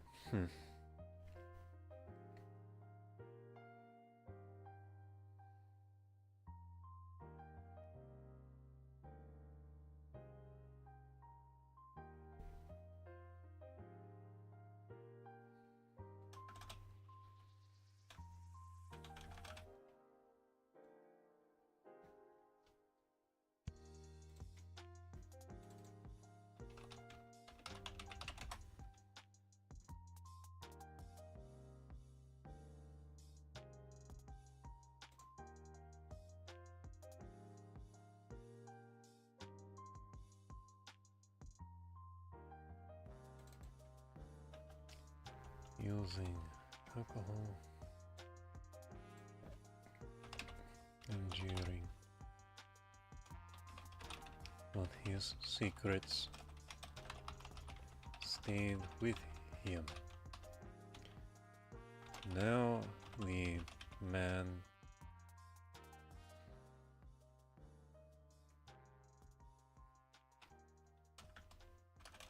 we could not stop him from babbling on.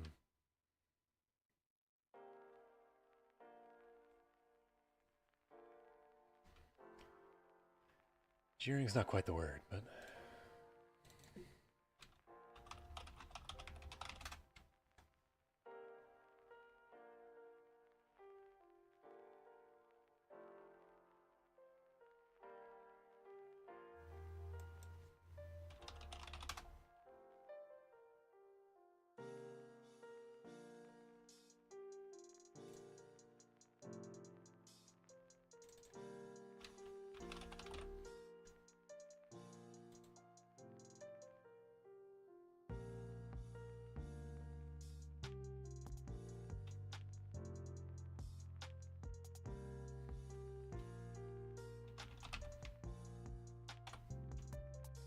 And we could not stop him from babbling on about...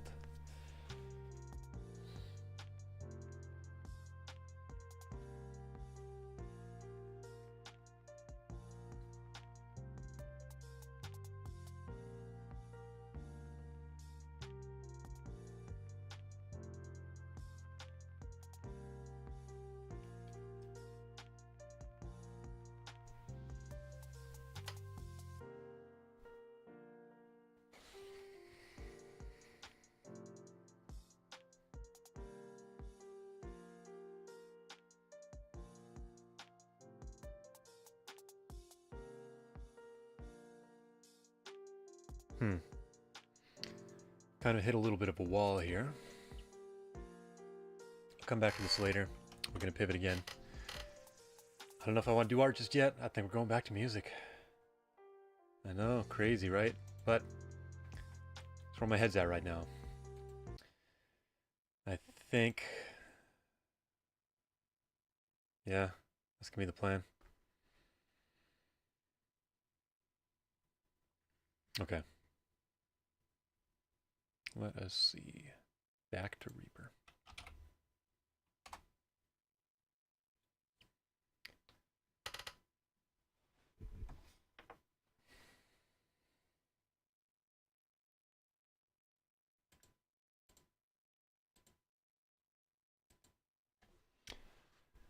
Then I will turn that off.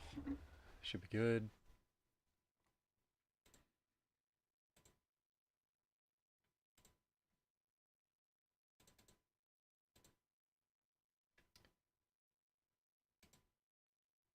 We are going for the Dawn Amphere. The one I've been working on, writing a little bit about. I have a little something for music. It's not locked in for sure, but I have an idea. Although I am now realizing it is too similar to something else, so things are gonna have to change. Should be back on everything here now. Yeah, there's a lot of tracks here, but they're all kind of mirroring each other. Maybe in different octaves, but same melody. This is what I have so far. Although I should lower the volume, I imagine.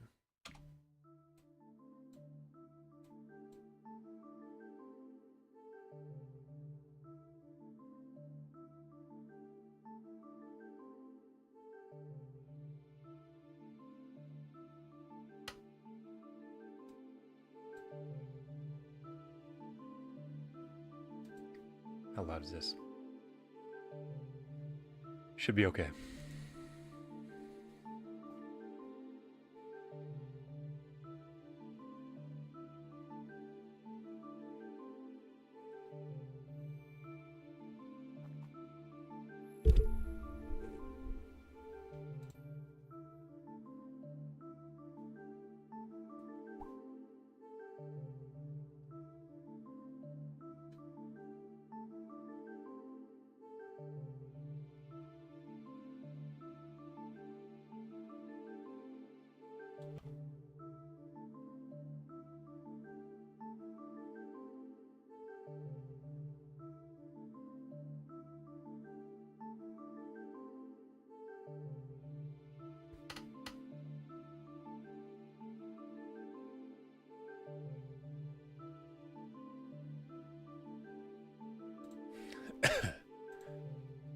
Sorry about that.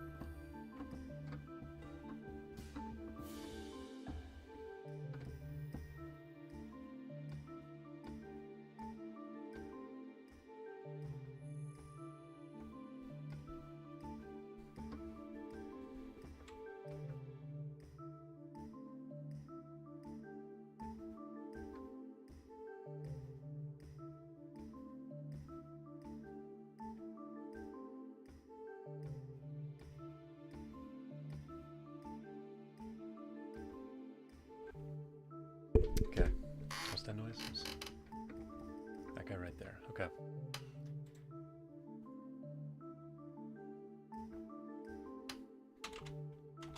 I think I need to record this. Oops.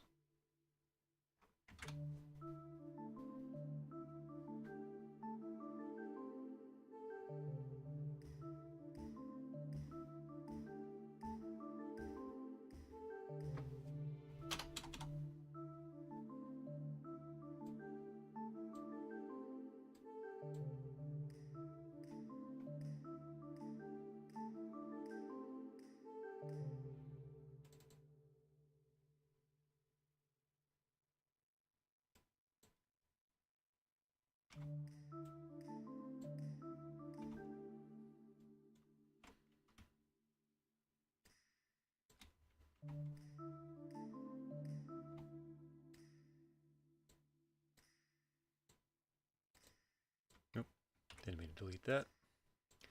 Back you go, you move over here, this guy right here, and you move there.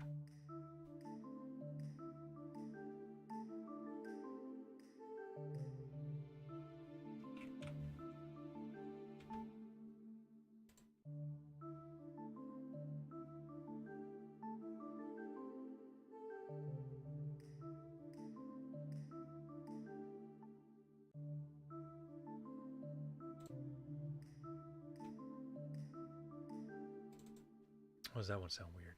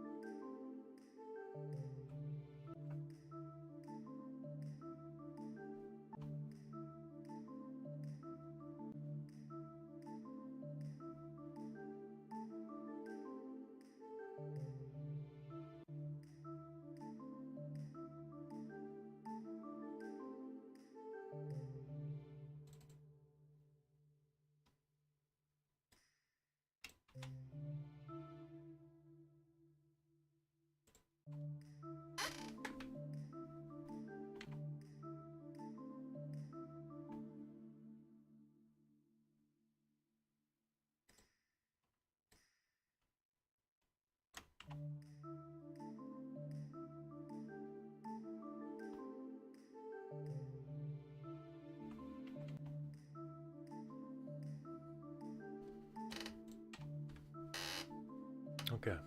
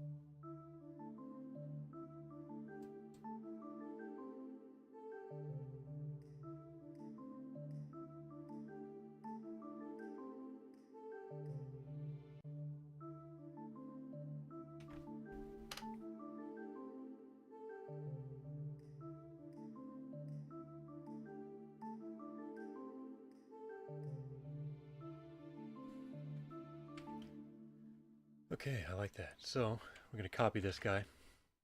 Paste, paste, paste, paste, paste, paste, paste, paste. Keep it going through the whole thing.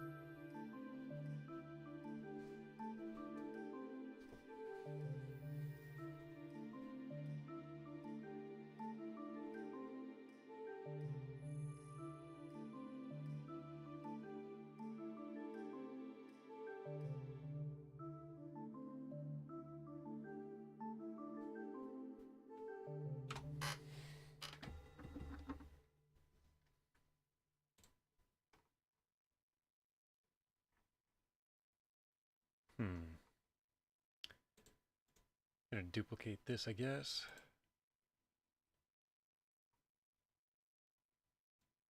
Select all of that, delete all of that, move this guy up to here, change his name to Melody.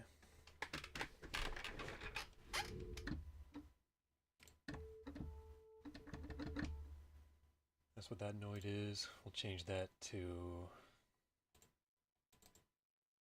try this out.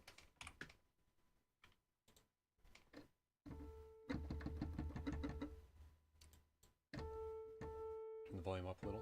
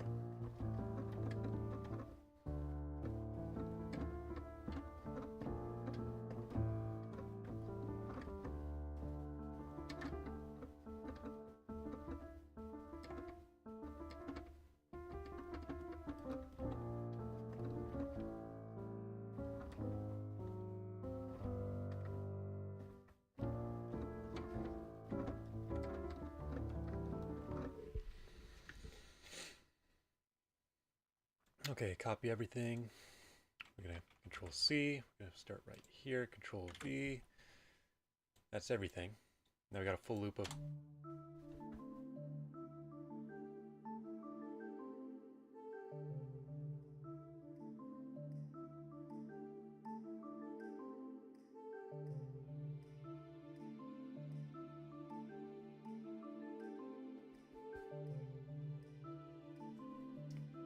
Actually, no. Undo that.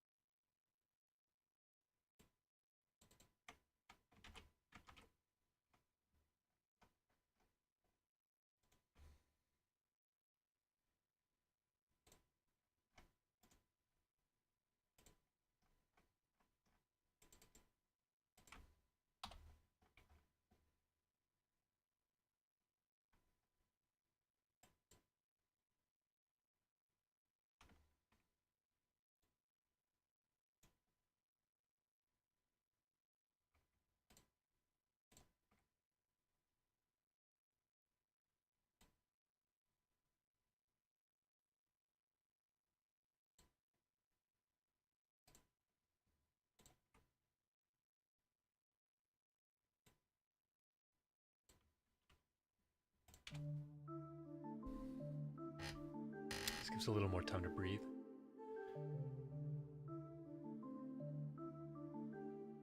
Then clicking comes in here.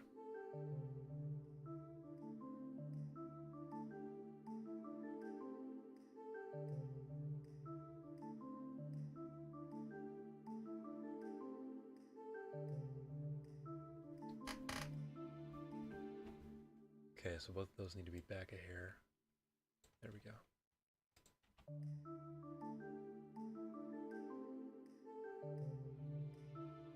Nice.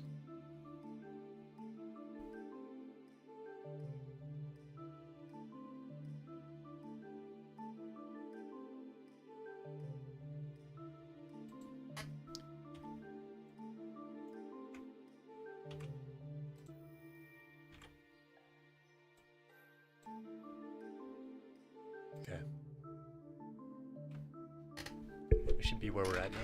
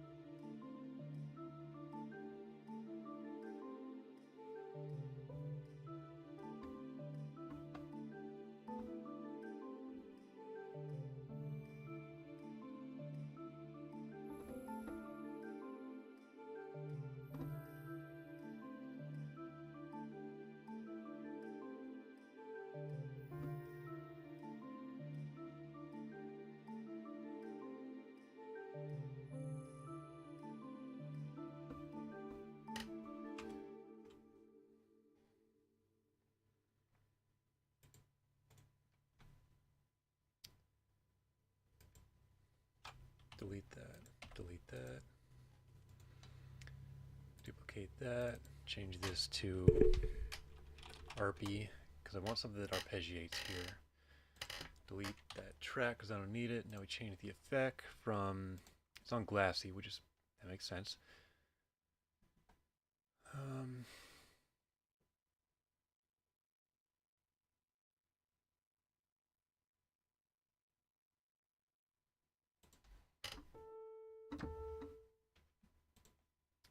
Turn that on, turn that off. That's interesting. Might be a little too much here.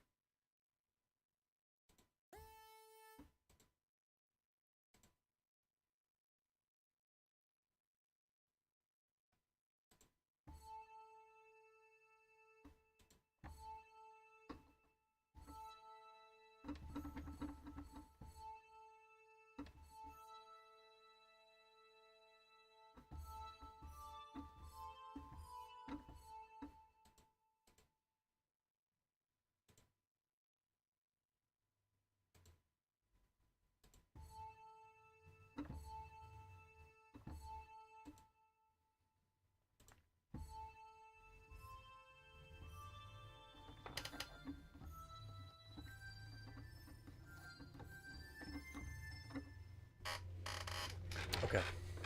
I need to find something.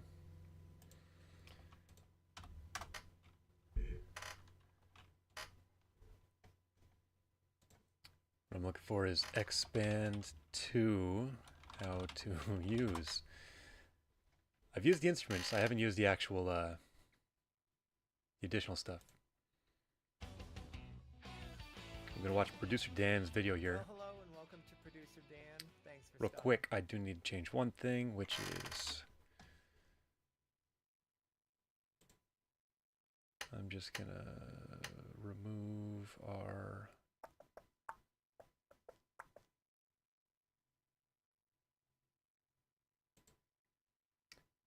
there it is. Turn that off for now. Back over here. by the channel today. So as promised in my last video, I'm going to talk about some of the plugins that come with Pro Tools and also the Air Virtual Instruments package that they included with Pro Tools back then. So it's not new. You can see at the top here I have there are many choices to audition. 1 second. I recommend changing. So I wondered, is there a setting or some? I have one complaint about the plugin. It's that it has too many sounds to go through, too many sounds to audition. So I wondered, is there a setting or some kind of feature that will play me a little bit of each one and move on to the next one? And there is. If you go here to this folder and click this button, you'll see right now we're in the soft pads folder, and you can see it has 68 different choices. And that would take a long time to click, and go through, play it, click and go through, play it. So down here at the bottom it says increment settings every 1 second. I recommend changing that to 5 seconds. So it'll start at the first one, next one,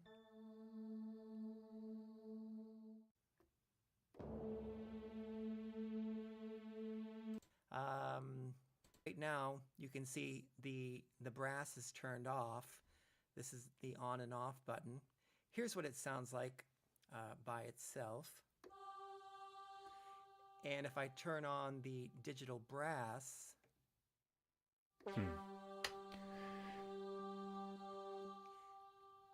and you can change the level of each sound. See, I've turned down the female choir and the brass on the right. Okay. Panning's nice. And here are the effects sends, effects 1 and 2, and each patch section has their own sends. So you can see that the female choir sound has a lot of effects on it. Looks like it's a reverb and a delay. So not only do you have the option of turning each effect up and down, but you also have the option of turning them on and off and using the effects that you've already loaded in your DAW. So just know that you have that option as well. Not only that, but you can also, with these smart knobs on the top, you can go in and change the attack and the decay and the release of all the different sounds. I'll give you an example of this on the release. So here and if we look at the drop-down menu, and you can also see, depending on the choruses, all of these effects are here, and those are on both sides. So this is really the best example. You can see we have all these choices. Okay, that's not quite what I'm looking for, though. What I want to know is how to use the arpeggiator.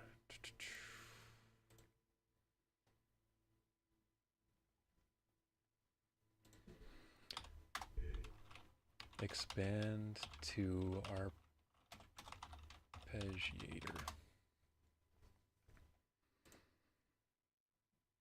All right, so I'm back. I have expand up. I wanted to explain one little thing about expand that's kind of... I'm playing 3 notes. It's in succession. And those notes are within a chord, essentially. So it might be do-do-da-do-do-do-da-do-do-do, like a guitar solo. So usually an arpeggio of note. Okay, that's an arpeggio.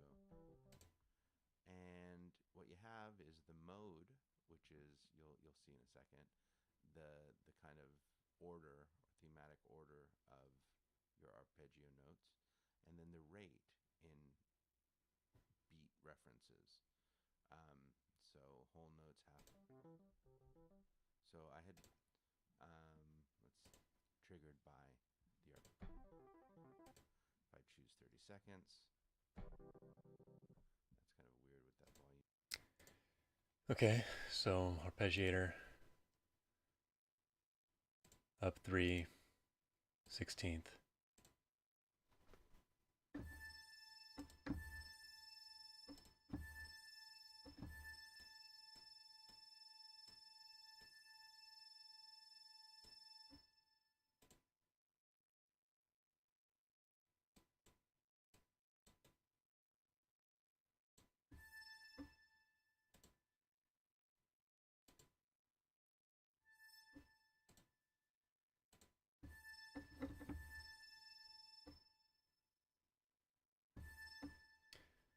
Okay, why is that not happening?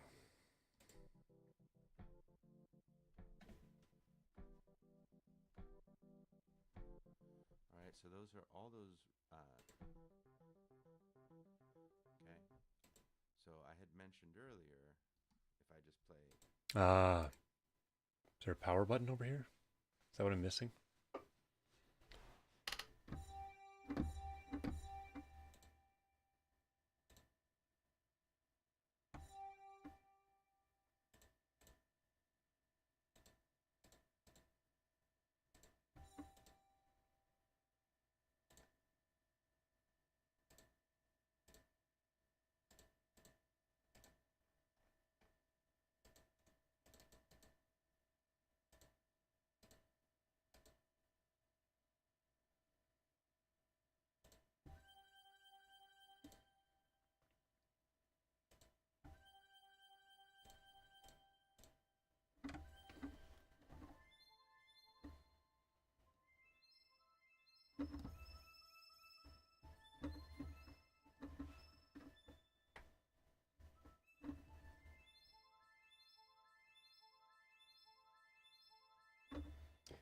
Oh, okay, I see.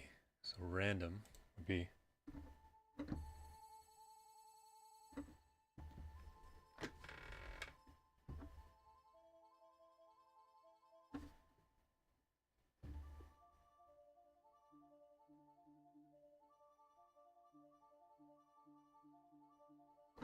okay, no, that's perfect actually. I should have been doing this.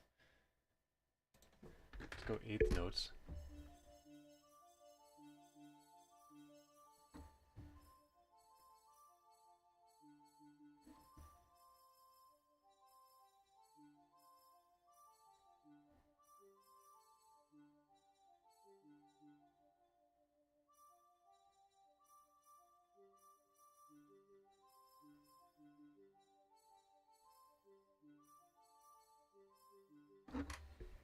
Okay, that's a game changer. Bright pads, glass. I don't remember where it is, but there's a glassy.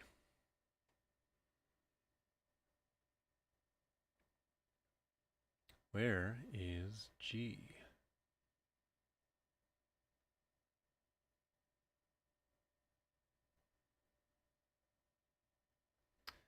Well, fast way to find it is probably just going to be check the actual thing. Nope, didn't mean to do that. Oh, it's under bright pads. I see. Okay. Well, no, wait, that's what I was looking at.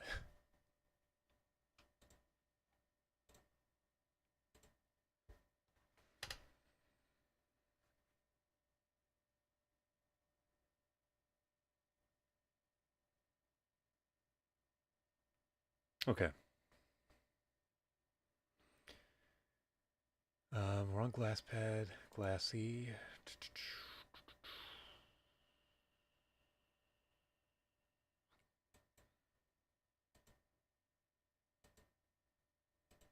Glitter? Really?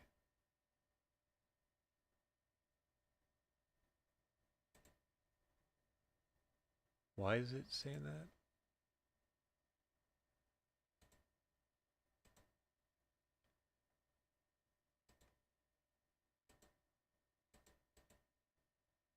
Just before glitter. It shows up as beneath the waves for me.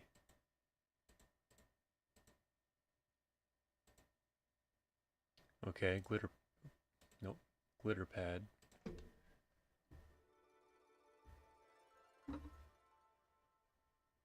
Should be glassy pad.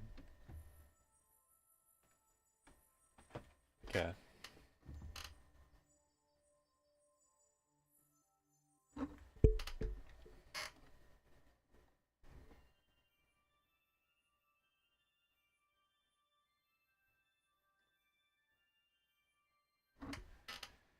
Interesting. Okay. So now let's solo. Nothing else is recording. Back to the beginning.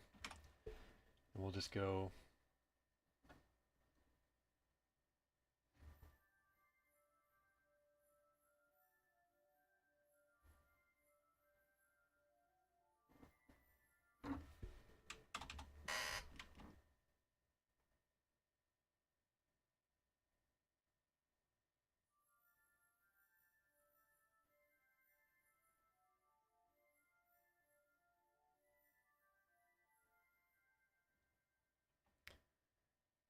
Okay. Is there a way to predict that?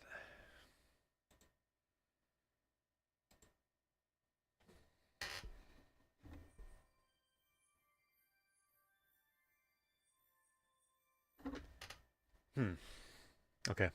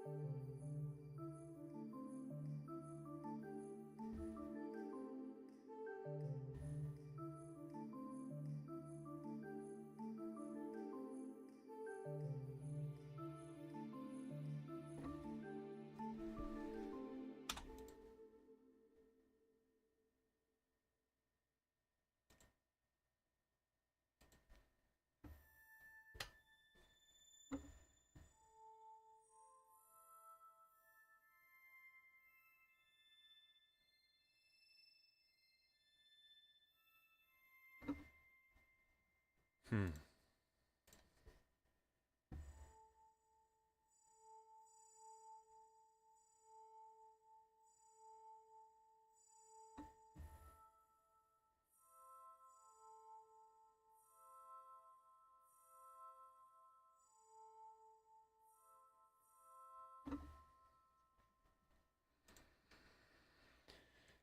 Let's just take an electric piano, like harmonics, because I like it.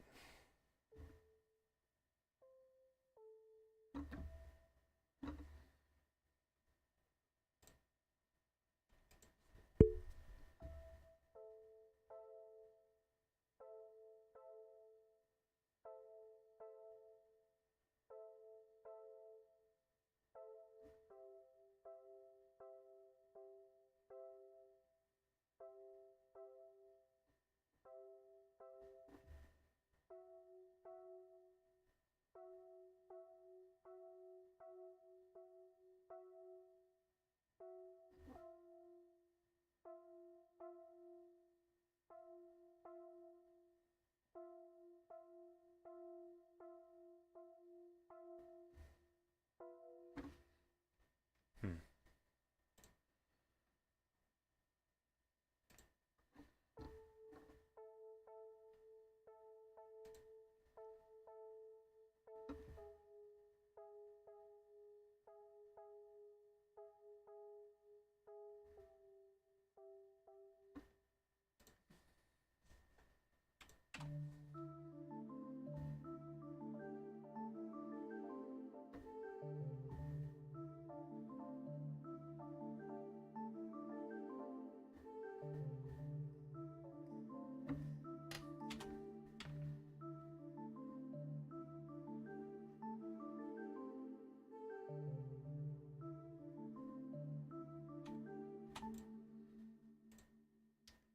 Okay, yeah, so I just gotta turn this off, move back to play, change this to...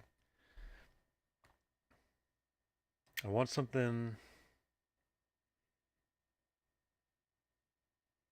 wind chimey. Maybe percussion? Or bells?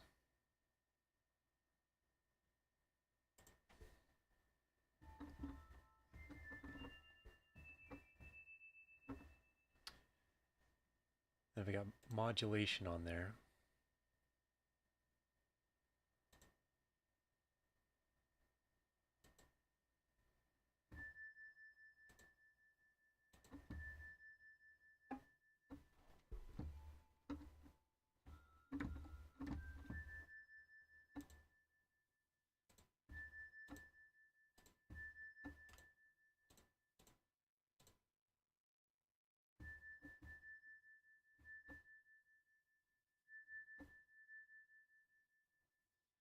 How do I do that?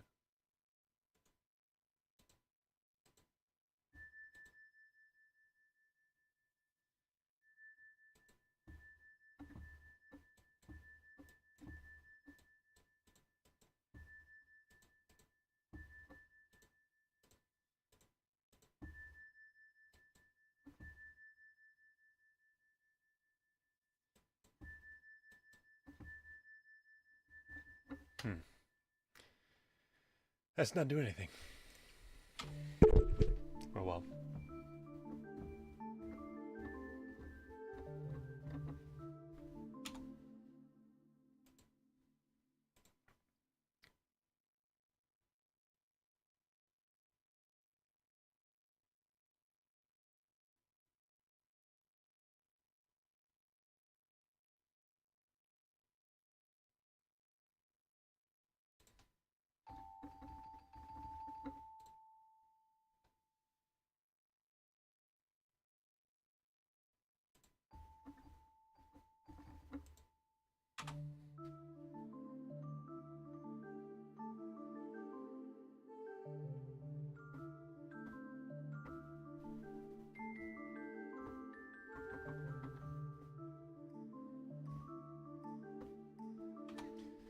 No, I want a pad, something that just does a lot of wavy stuff.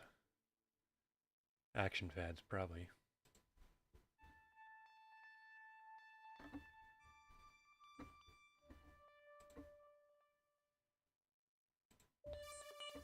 That's too much.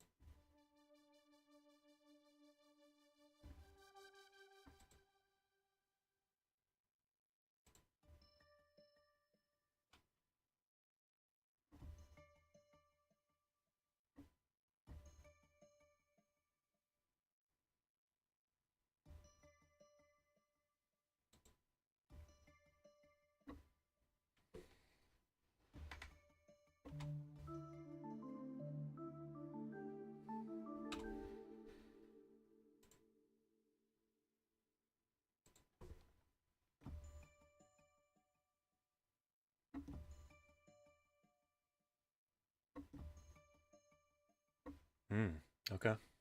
So that was messing with pitch.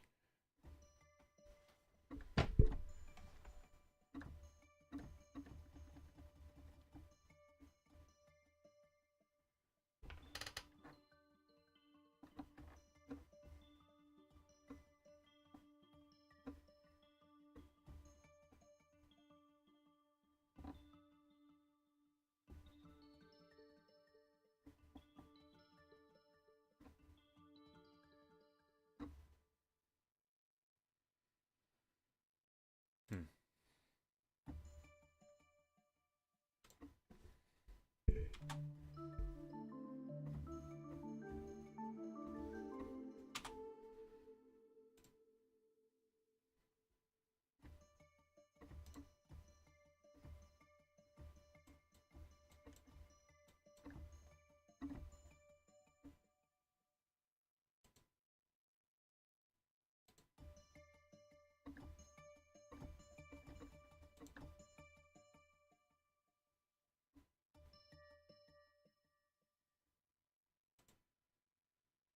Hmm.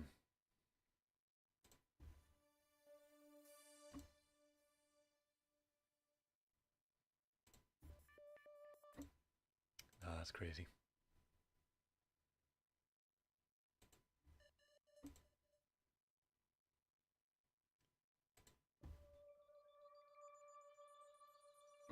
Maybe.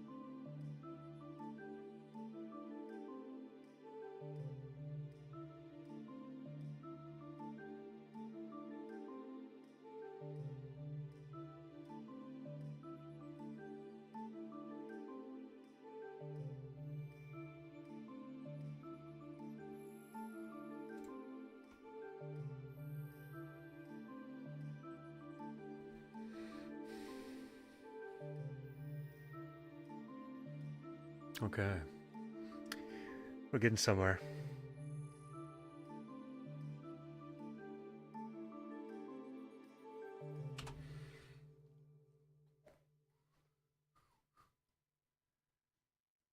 And then I think it's 2 more of these.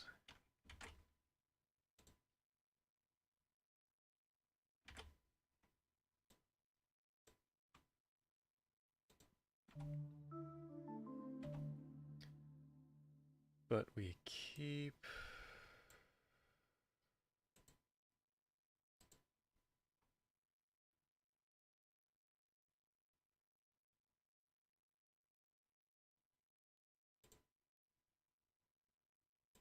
We're going to split this guy here, copy this, paste it here at the end,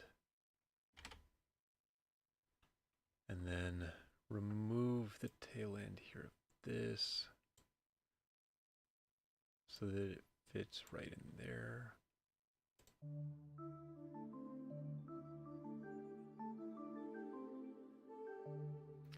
Then we're going to want 2 more of these as well. Right in here.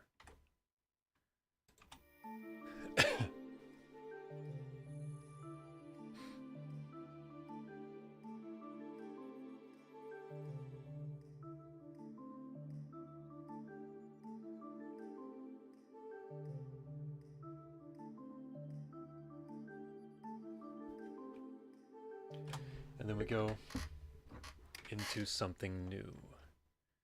Something like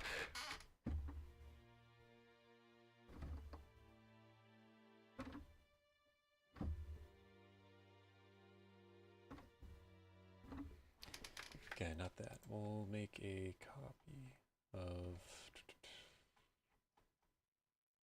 didn't I already make a copy? Here it is. That's right.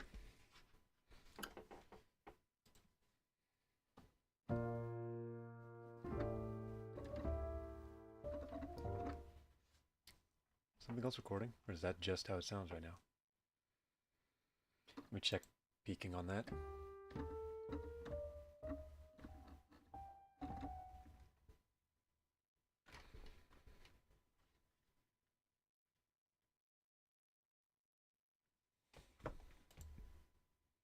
Oh, sorry, just saw your comment.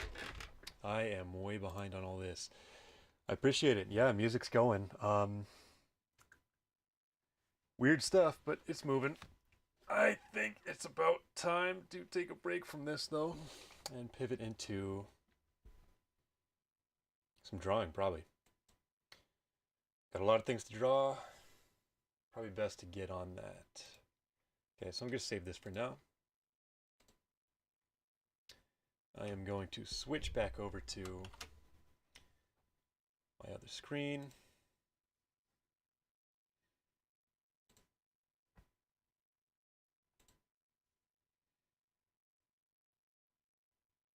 And then I'm going to pull up something new.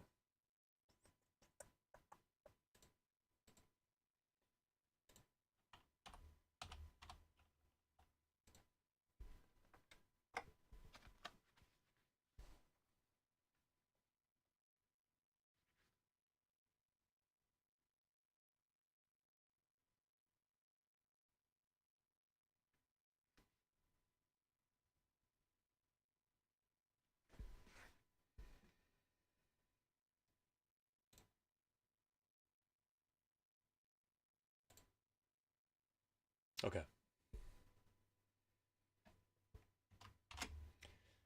So, it's time for art. How much art? I don't yet know. I have got to plug in my little tablet here. And then get to drawing.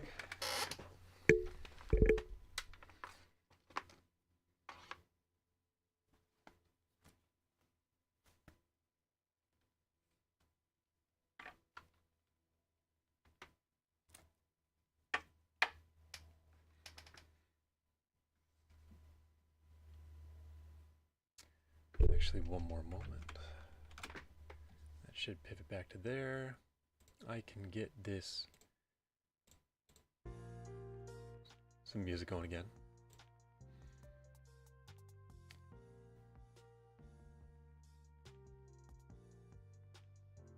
Let's jump somewhere in here.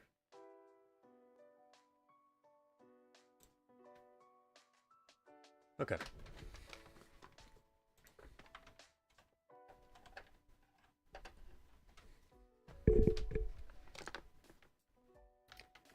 This music is not from me. It is from somebody who has actually put the time in, gotten some work done. So we're going to pull up his credits right here. Jump back to this program, and now you should see what I'm seeing. Perfect. Pen's working. So the core of what I'm trying to do here is, if I'm working off a green, somewhere probably in the greenish bluish, a little more green than blue, pretty dull, pretty dark. Something right about there, I think.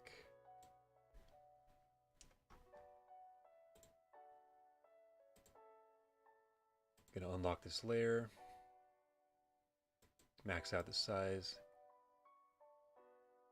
So I'm planning on drawing for this video, just to represent some visuals, as I am not putting myself on camera. And I want it to look kind of chalkboardy. So if I relock that layer, anything I draw in here, if I draw it in white, should end up looking kind of chalky. I could change the size of this brush down to 50. And now if I draw my name, should look pretty chalky. Yeah, that's about what I'm looking for here. Okay. Then if I erase everything on this layer, previous layer is locked, should be as straightforward as wipe the board. Pull back to chalk. Now what I got to do is go through my document, my plan for this video, and be drawing things. The last one I drew, I believe, was this victory thing. Now I gotta draw a minor, not a child, but someone who is engaged in the act of breaking stone, for a stupid little joke I wrote. Let's see. We'll pull this up, pull up Google, and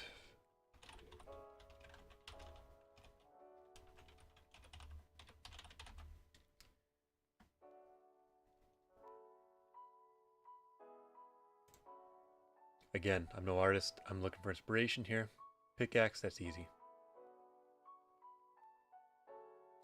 I suppose I could just do a pickaxe. That might be a better option.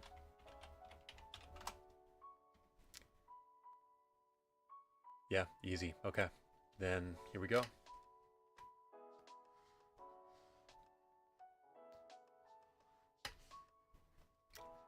Well, that's not right.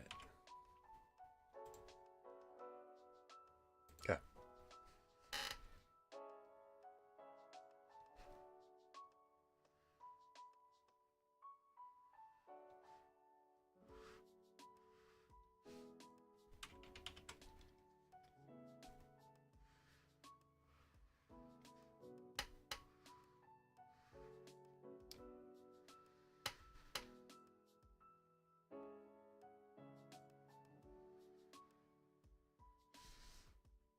Draw a rock down here.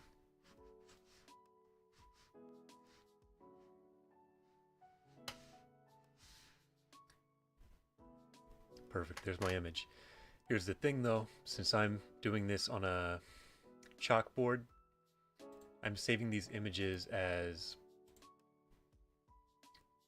white on transparent. I'm gonna do that right now. Save as, yeah, you can see some of my previous art here. So I want this as a PNG because that allows for invisible backgrounds, and we're going to call this pickaxe. Save. Okay.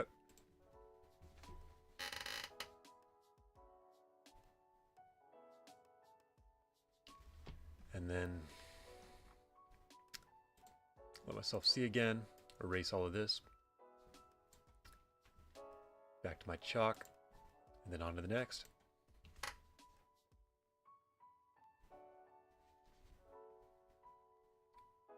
Now I gotta draw a Sicilian. Not the miner, but the creature. Sicilian drawing. It's pretty much a worm. I just need to give it like a little bit of more of a face.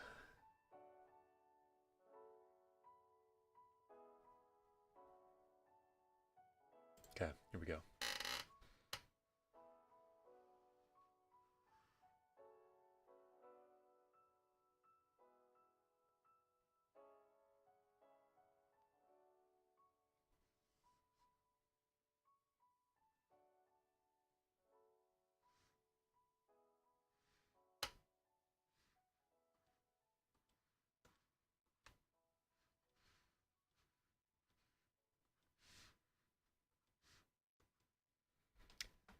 All right, Sicilian, done.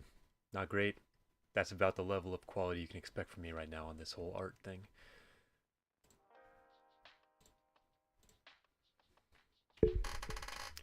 Sicilian, saved, bam.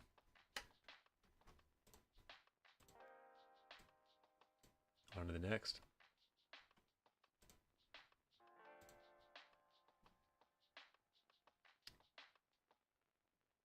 Oh boy. Okay, this is actually gonna be kind of tough. A Domheg is a centaur if it was a deer. So I guess simple centaur is where I start, and then I'm gonna draw some deer antlers on this dude. Centaur drawing.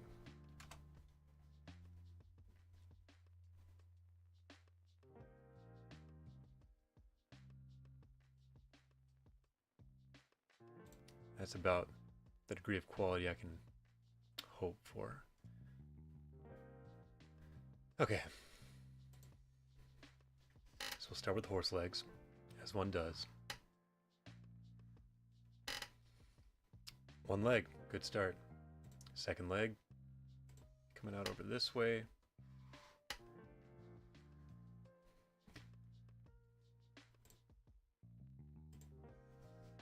Back leg.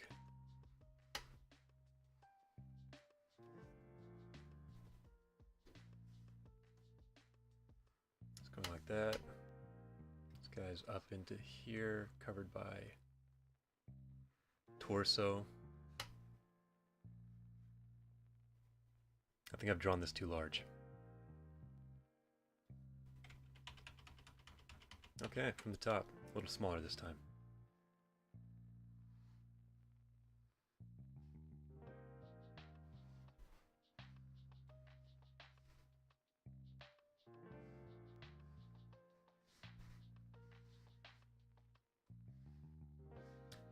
This seems a little better, though I'm gonna have to erase that real quick.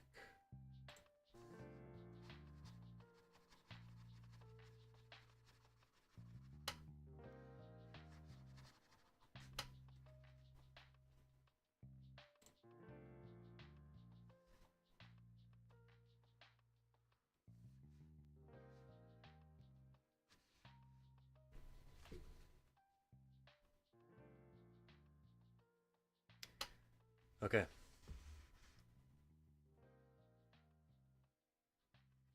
Little fluffy tail. Then here we got this freak of nature with a torso on top. It's still too big. Okay. Wow. How small do I have to make this thing?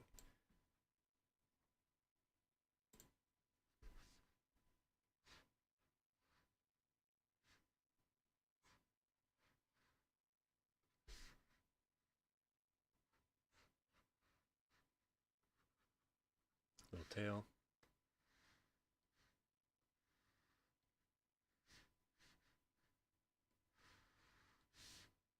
And then here we go. This should be big enough. For a torso coming up out of it.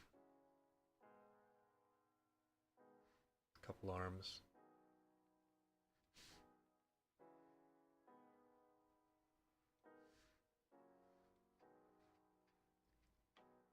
And then we got a deer head.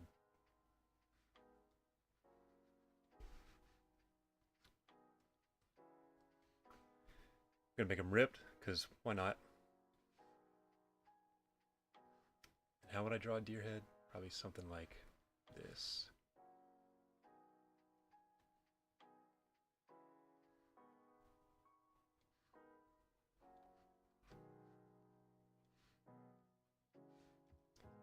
And then a couple antlers.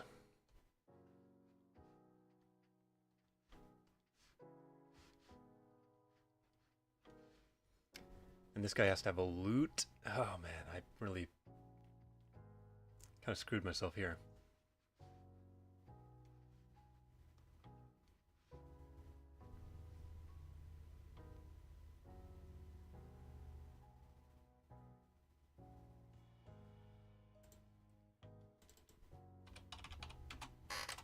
That deer head needs work.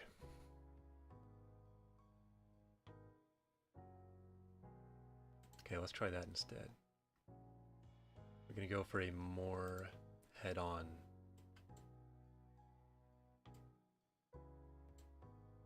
approach.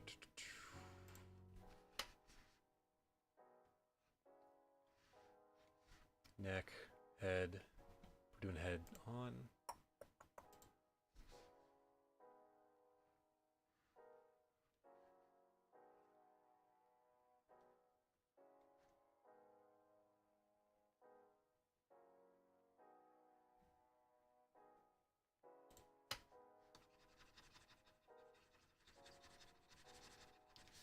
Get rid of these arms.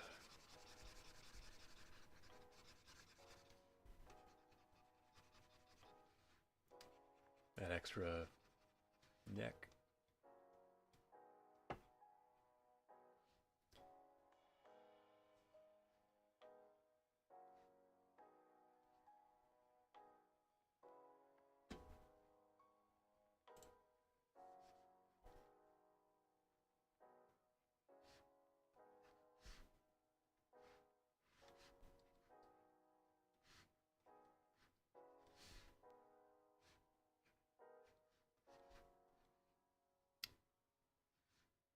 Okay, now a lute is pretty much a guitar. It's gonna be hard to draw on this scale.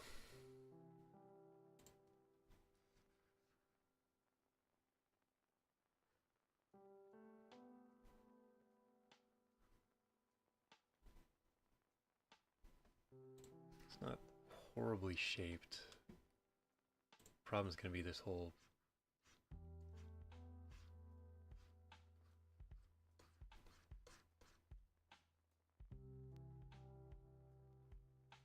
and then I want him holding on to this. Yeah, that's not gonna work. I gotta redraw this thing.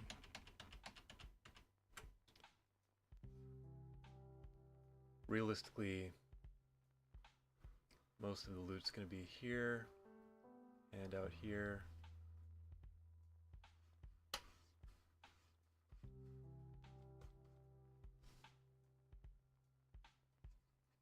And on this.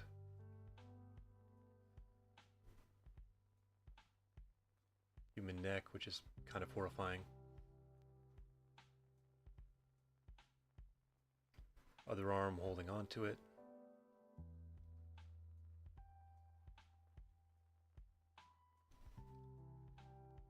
That's roughly what I'm going for, just a horrifying representation of it.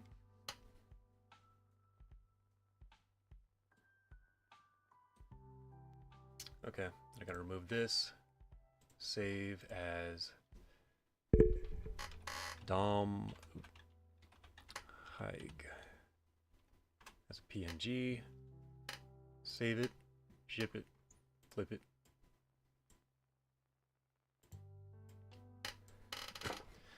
And now back to the drawing board. That's the Dom Haig with the lute. I don't know how I'm doing that yet. I can do that. Egg to tadpole, then erase tadpole. Perfect. Tadpole should be straightforward.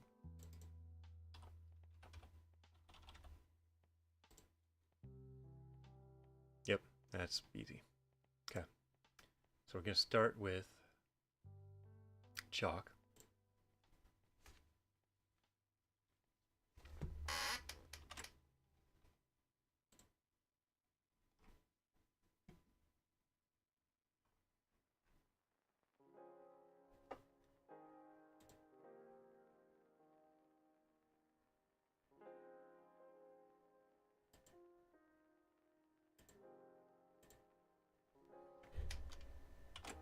Okay, we're back. What are we making now? That's right, eggs and tadpoles. And I believe yeah, egg to tadpole, then erase tadpole.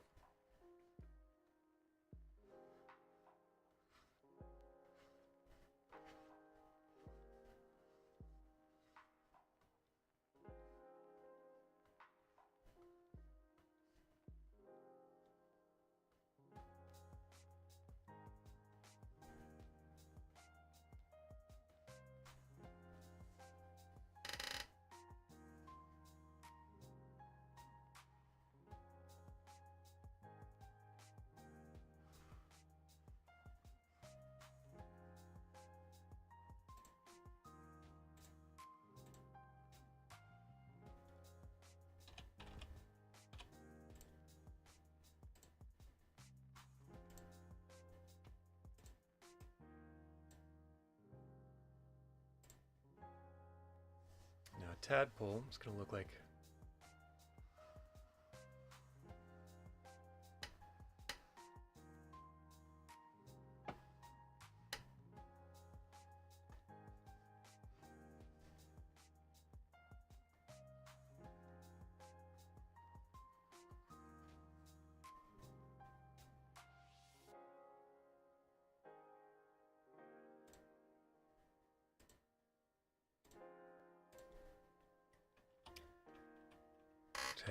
hole. Done.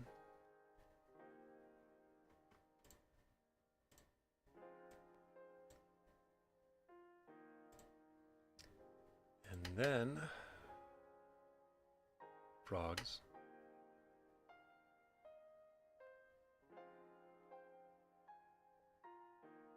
The Whale Lords, okay. What would that even look like? Let's see, simple whale drawing.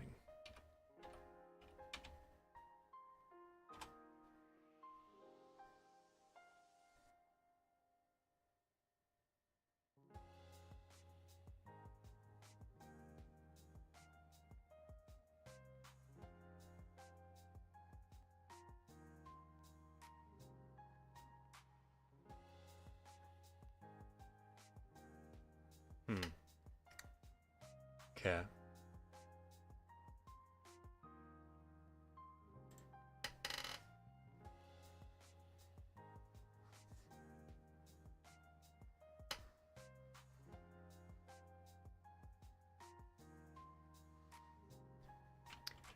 Yeah, that's not it. I could just draw a whale, give him like a crown. Yeah, actually that's gonna be the way.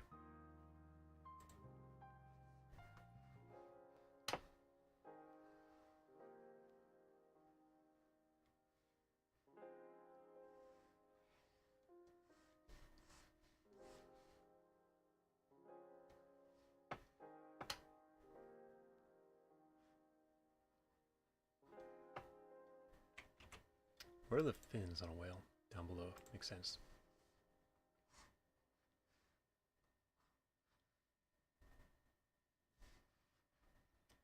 Give him a nice little crown.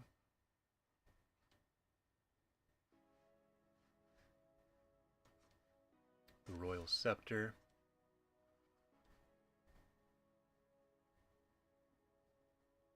Good enough. Again, this is going to look pretty stupid, but well, not much I can do about it.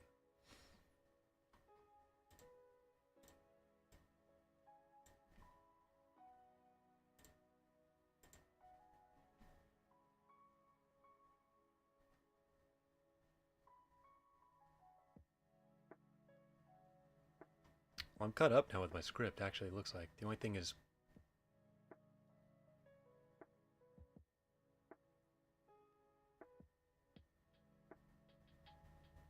yeah, we'll leave that.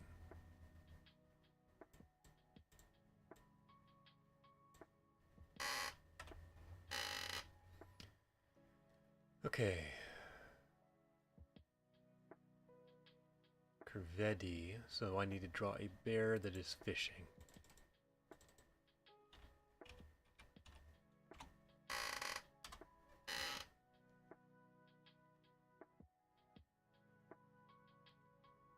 A bear sitting down works pretty well.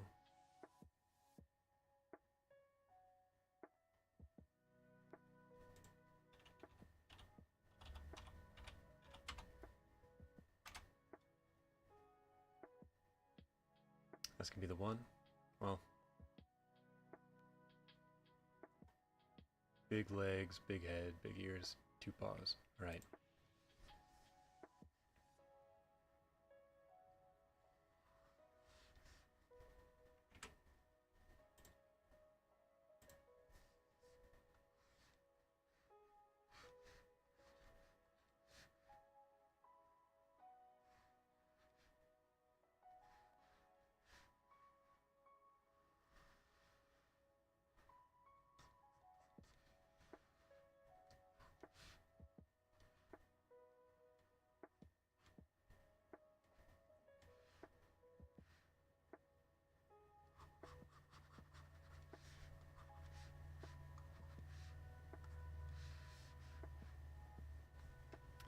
I don't think he has that, does he? Kind of. Oh, okay.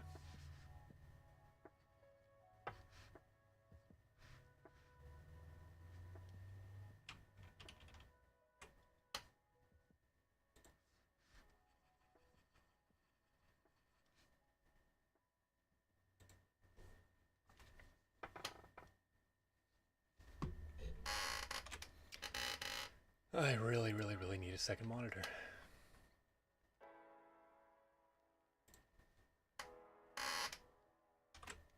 Okay. A bear snout.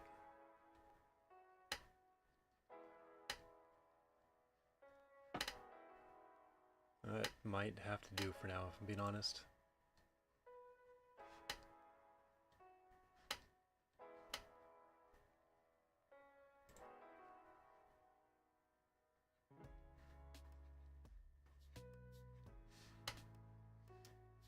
And then just give him a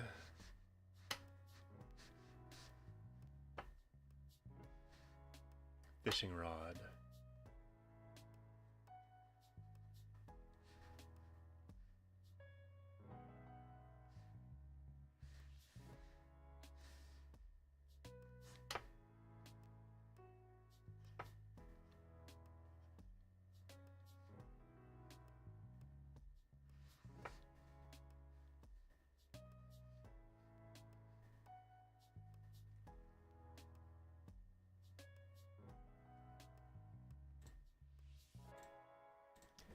This can be our Corvetti.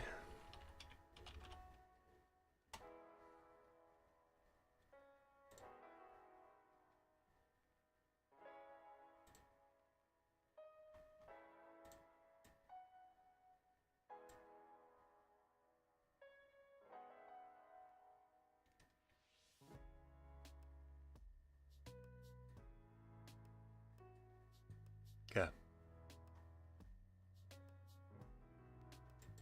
That's pretty much it for drawing right now, which I guess means now I gotta write the script, which I really don't want to do, but it's time to commit, I think.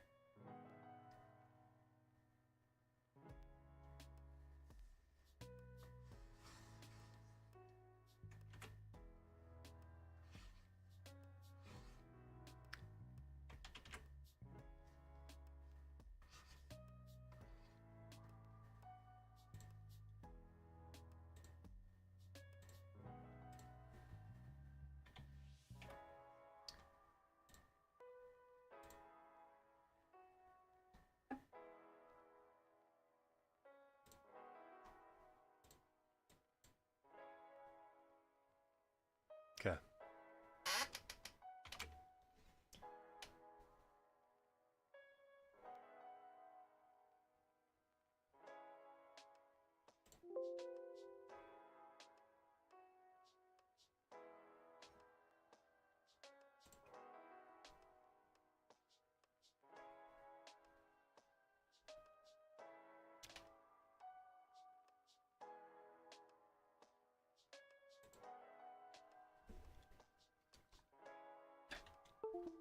Okay. Back to writing. Oh, bane of my existence. But I gotta do it. So. Oh, do I have my... Yes, back on. Cool. Perfect.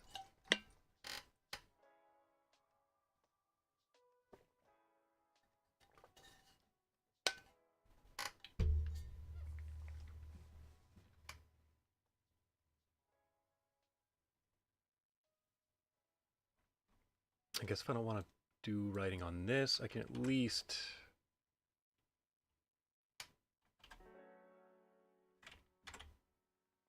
throw another one of these in here. So if we're doing 3 minimum, third one's going to be the Hearth Amphere, which is pretty much our fire frog, deep in a volcanic sea. It's tied to the Devil's Bell, which is the region, just a lot of volcanic activity in kind of a huge portion of the ocean.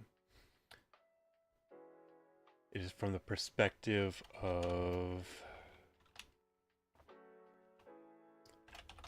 Murafier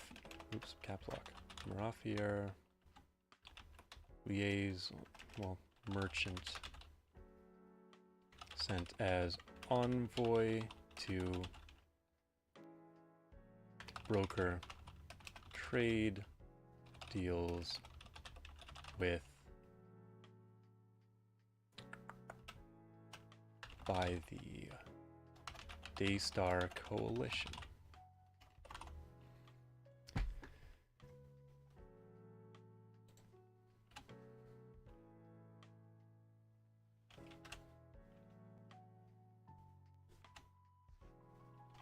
Business logs.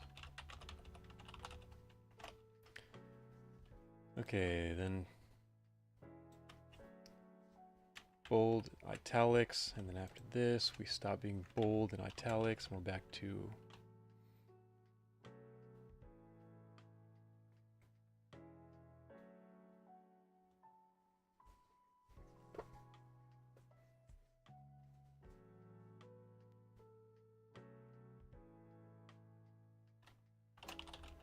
log entry 300 and nah. We'll go 34.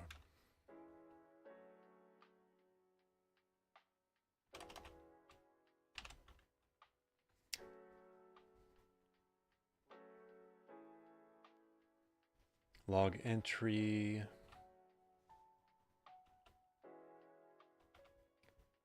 3rd day of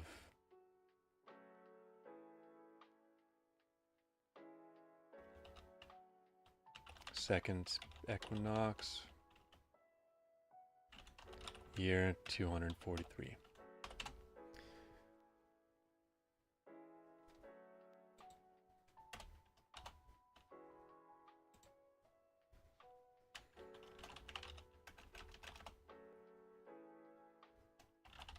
I have been granted the opportunity of a lifetime to... No, we. This is the group. We have been granted the opportunity by the Lion King to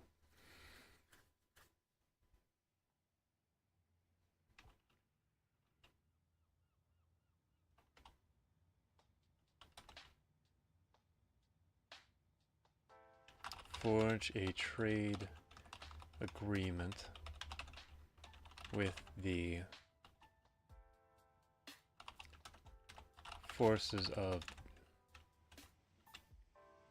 Hearth Amphia.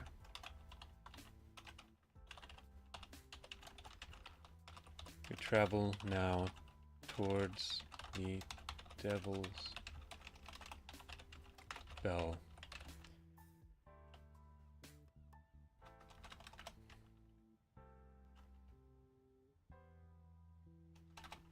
Bringing with us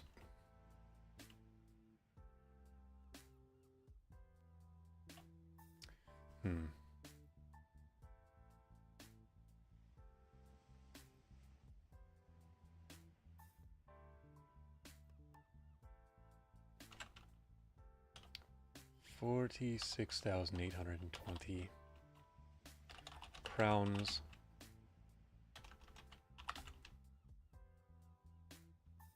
of goods from across our great empire.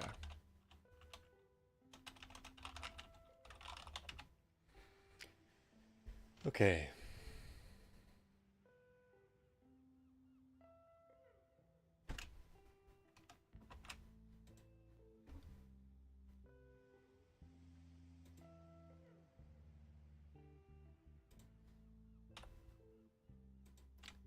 We'll go 24,820. That makes more sense to me.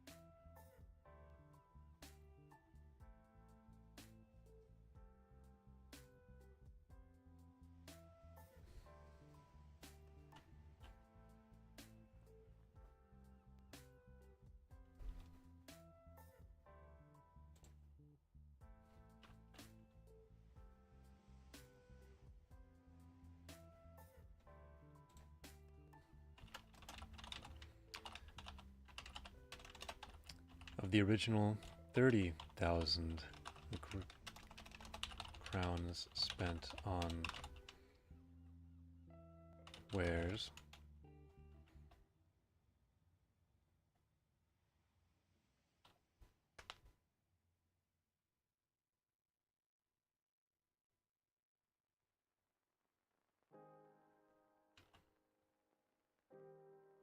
We lost over 5,000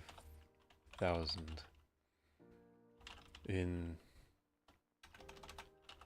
after losing a vessel at sea.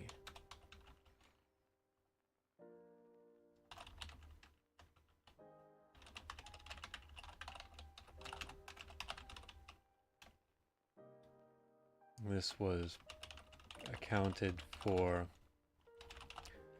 our original estimations due to our inexperience with watercraft.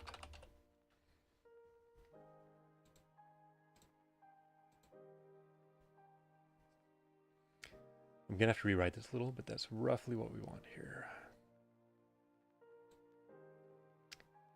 If this is gonna be a color, because I'm color coding everything, let's go blue.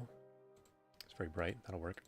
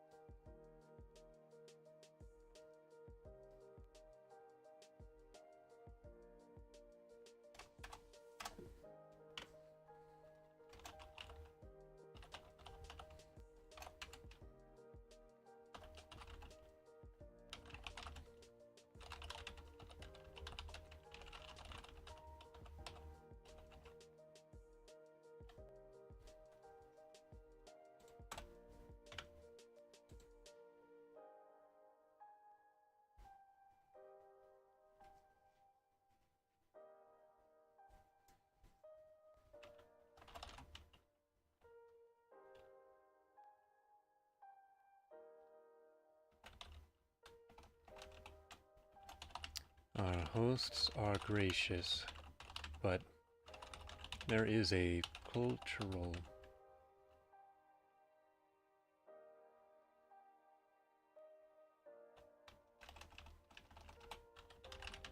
such a wide cultural gap between our people.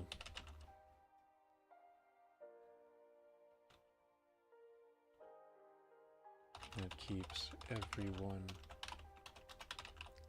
on edge. But there is a vast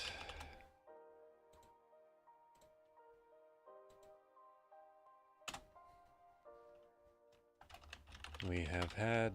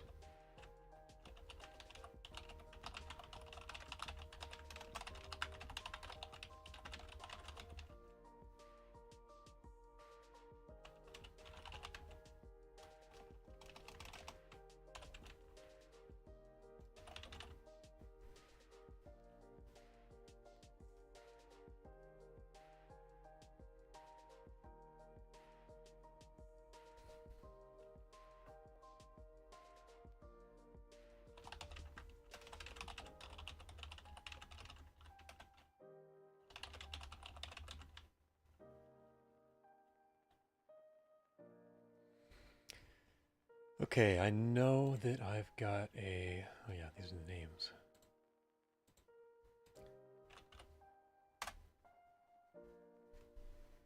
Just one moment.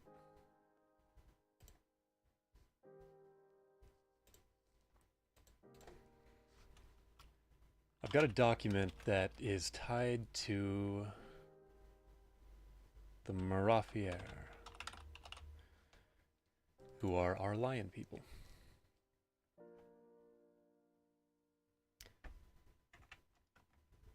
Okay, here they are.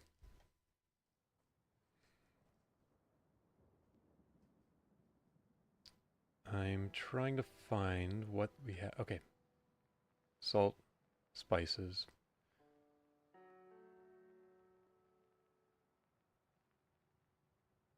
Glass.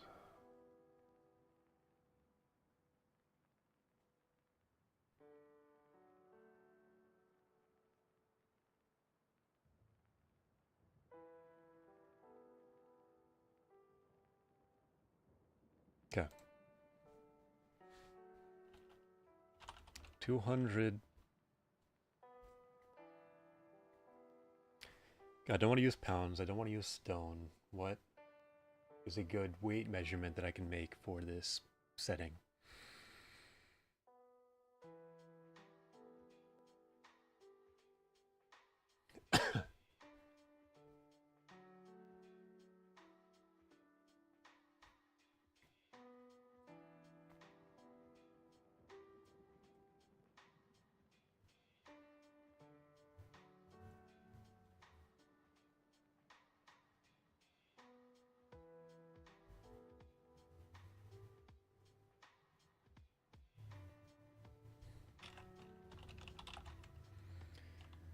Of various spices.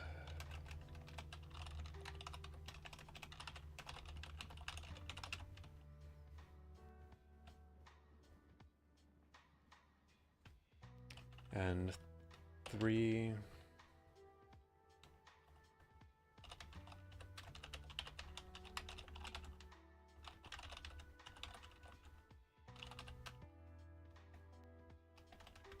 expensive works of stained glass, totaling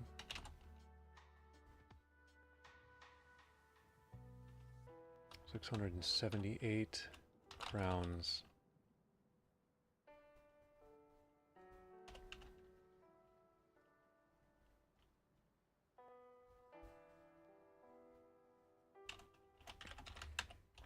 In exchange, we have received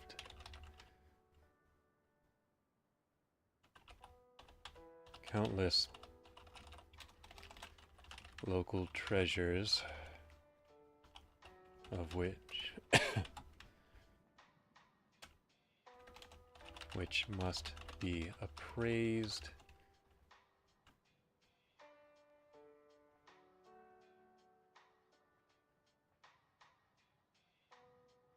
when we return to the Daystar Coalition. I have no doubts their value will far exceed our expenditures.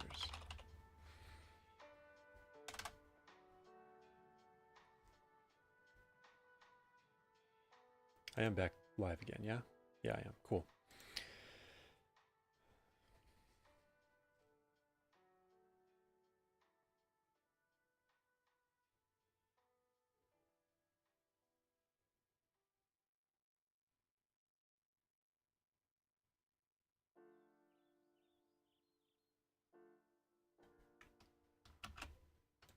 How long have I been live for?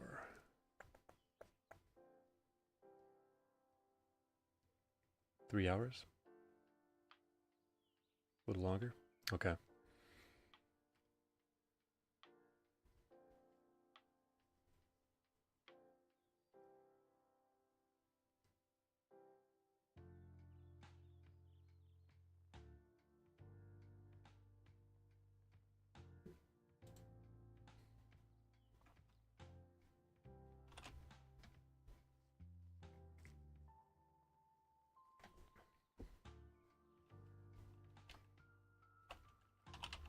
Log entry.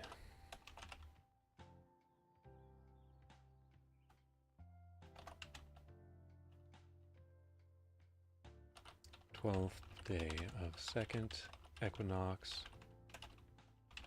year 243.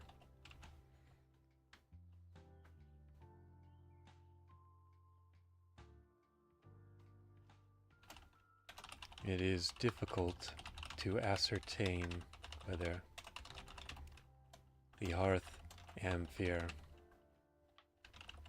has been elevating the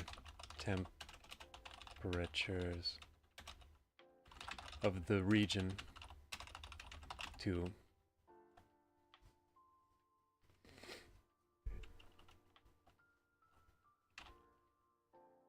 strengthen his trade position through our discomfort.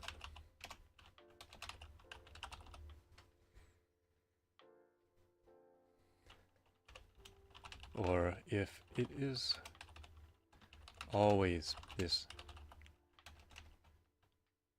What's the word I'm looking for?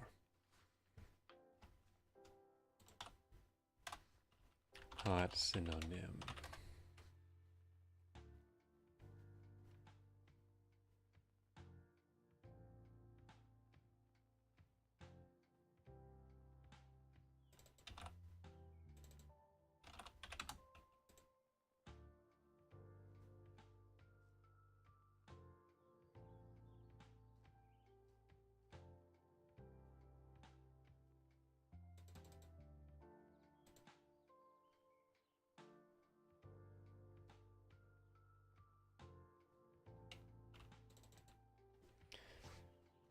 Sweltering. Tepid. Oops. Not what I meant to type.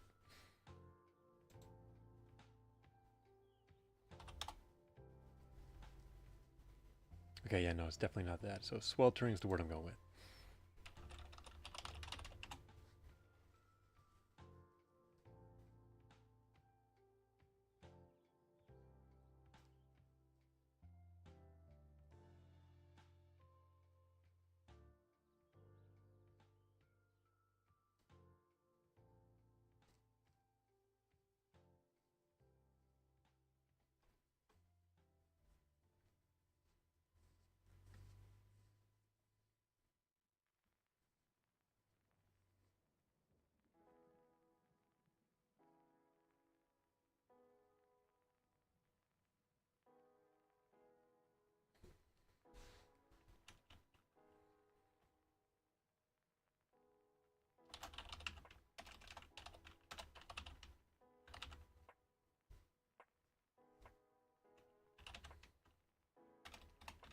Seems amicable. I have found him to be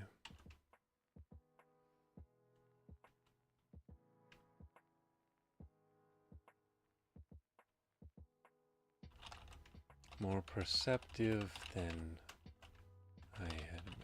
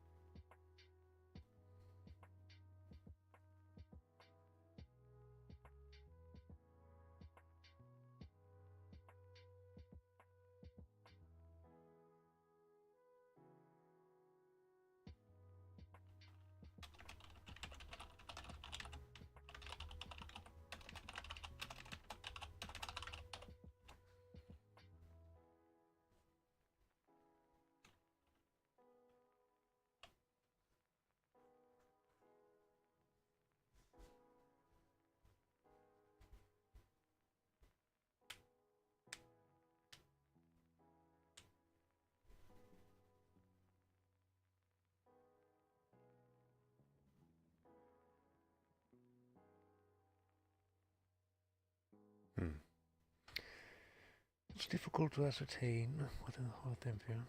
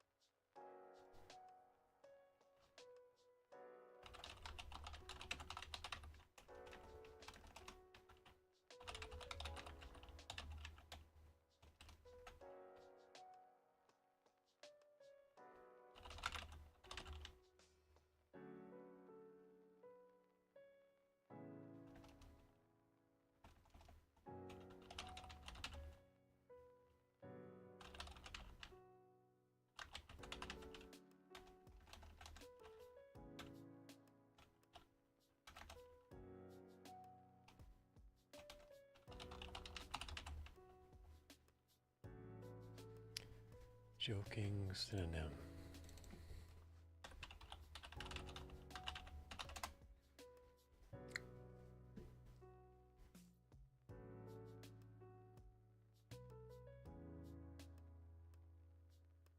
Yeah, okay. Mock threats, he... Okay, despite the mock threats, he...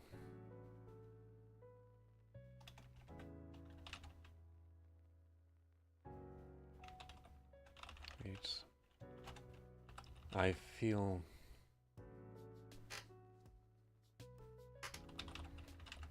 And he is more like a...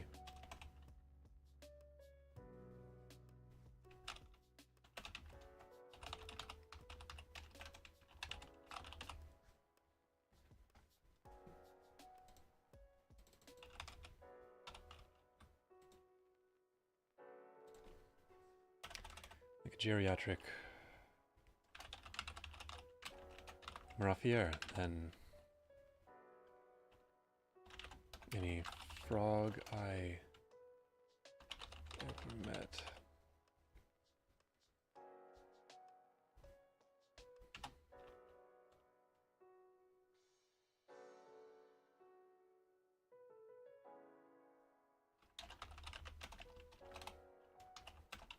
His latest position is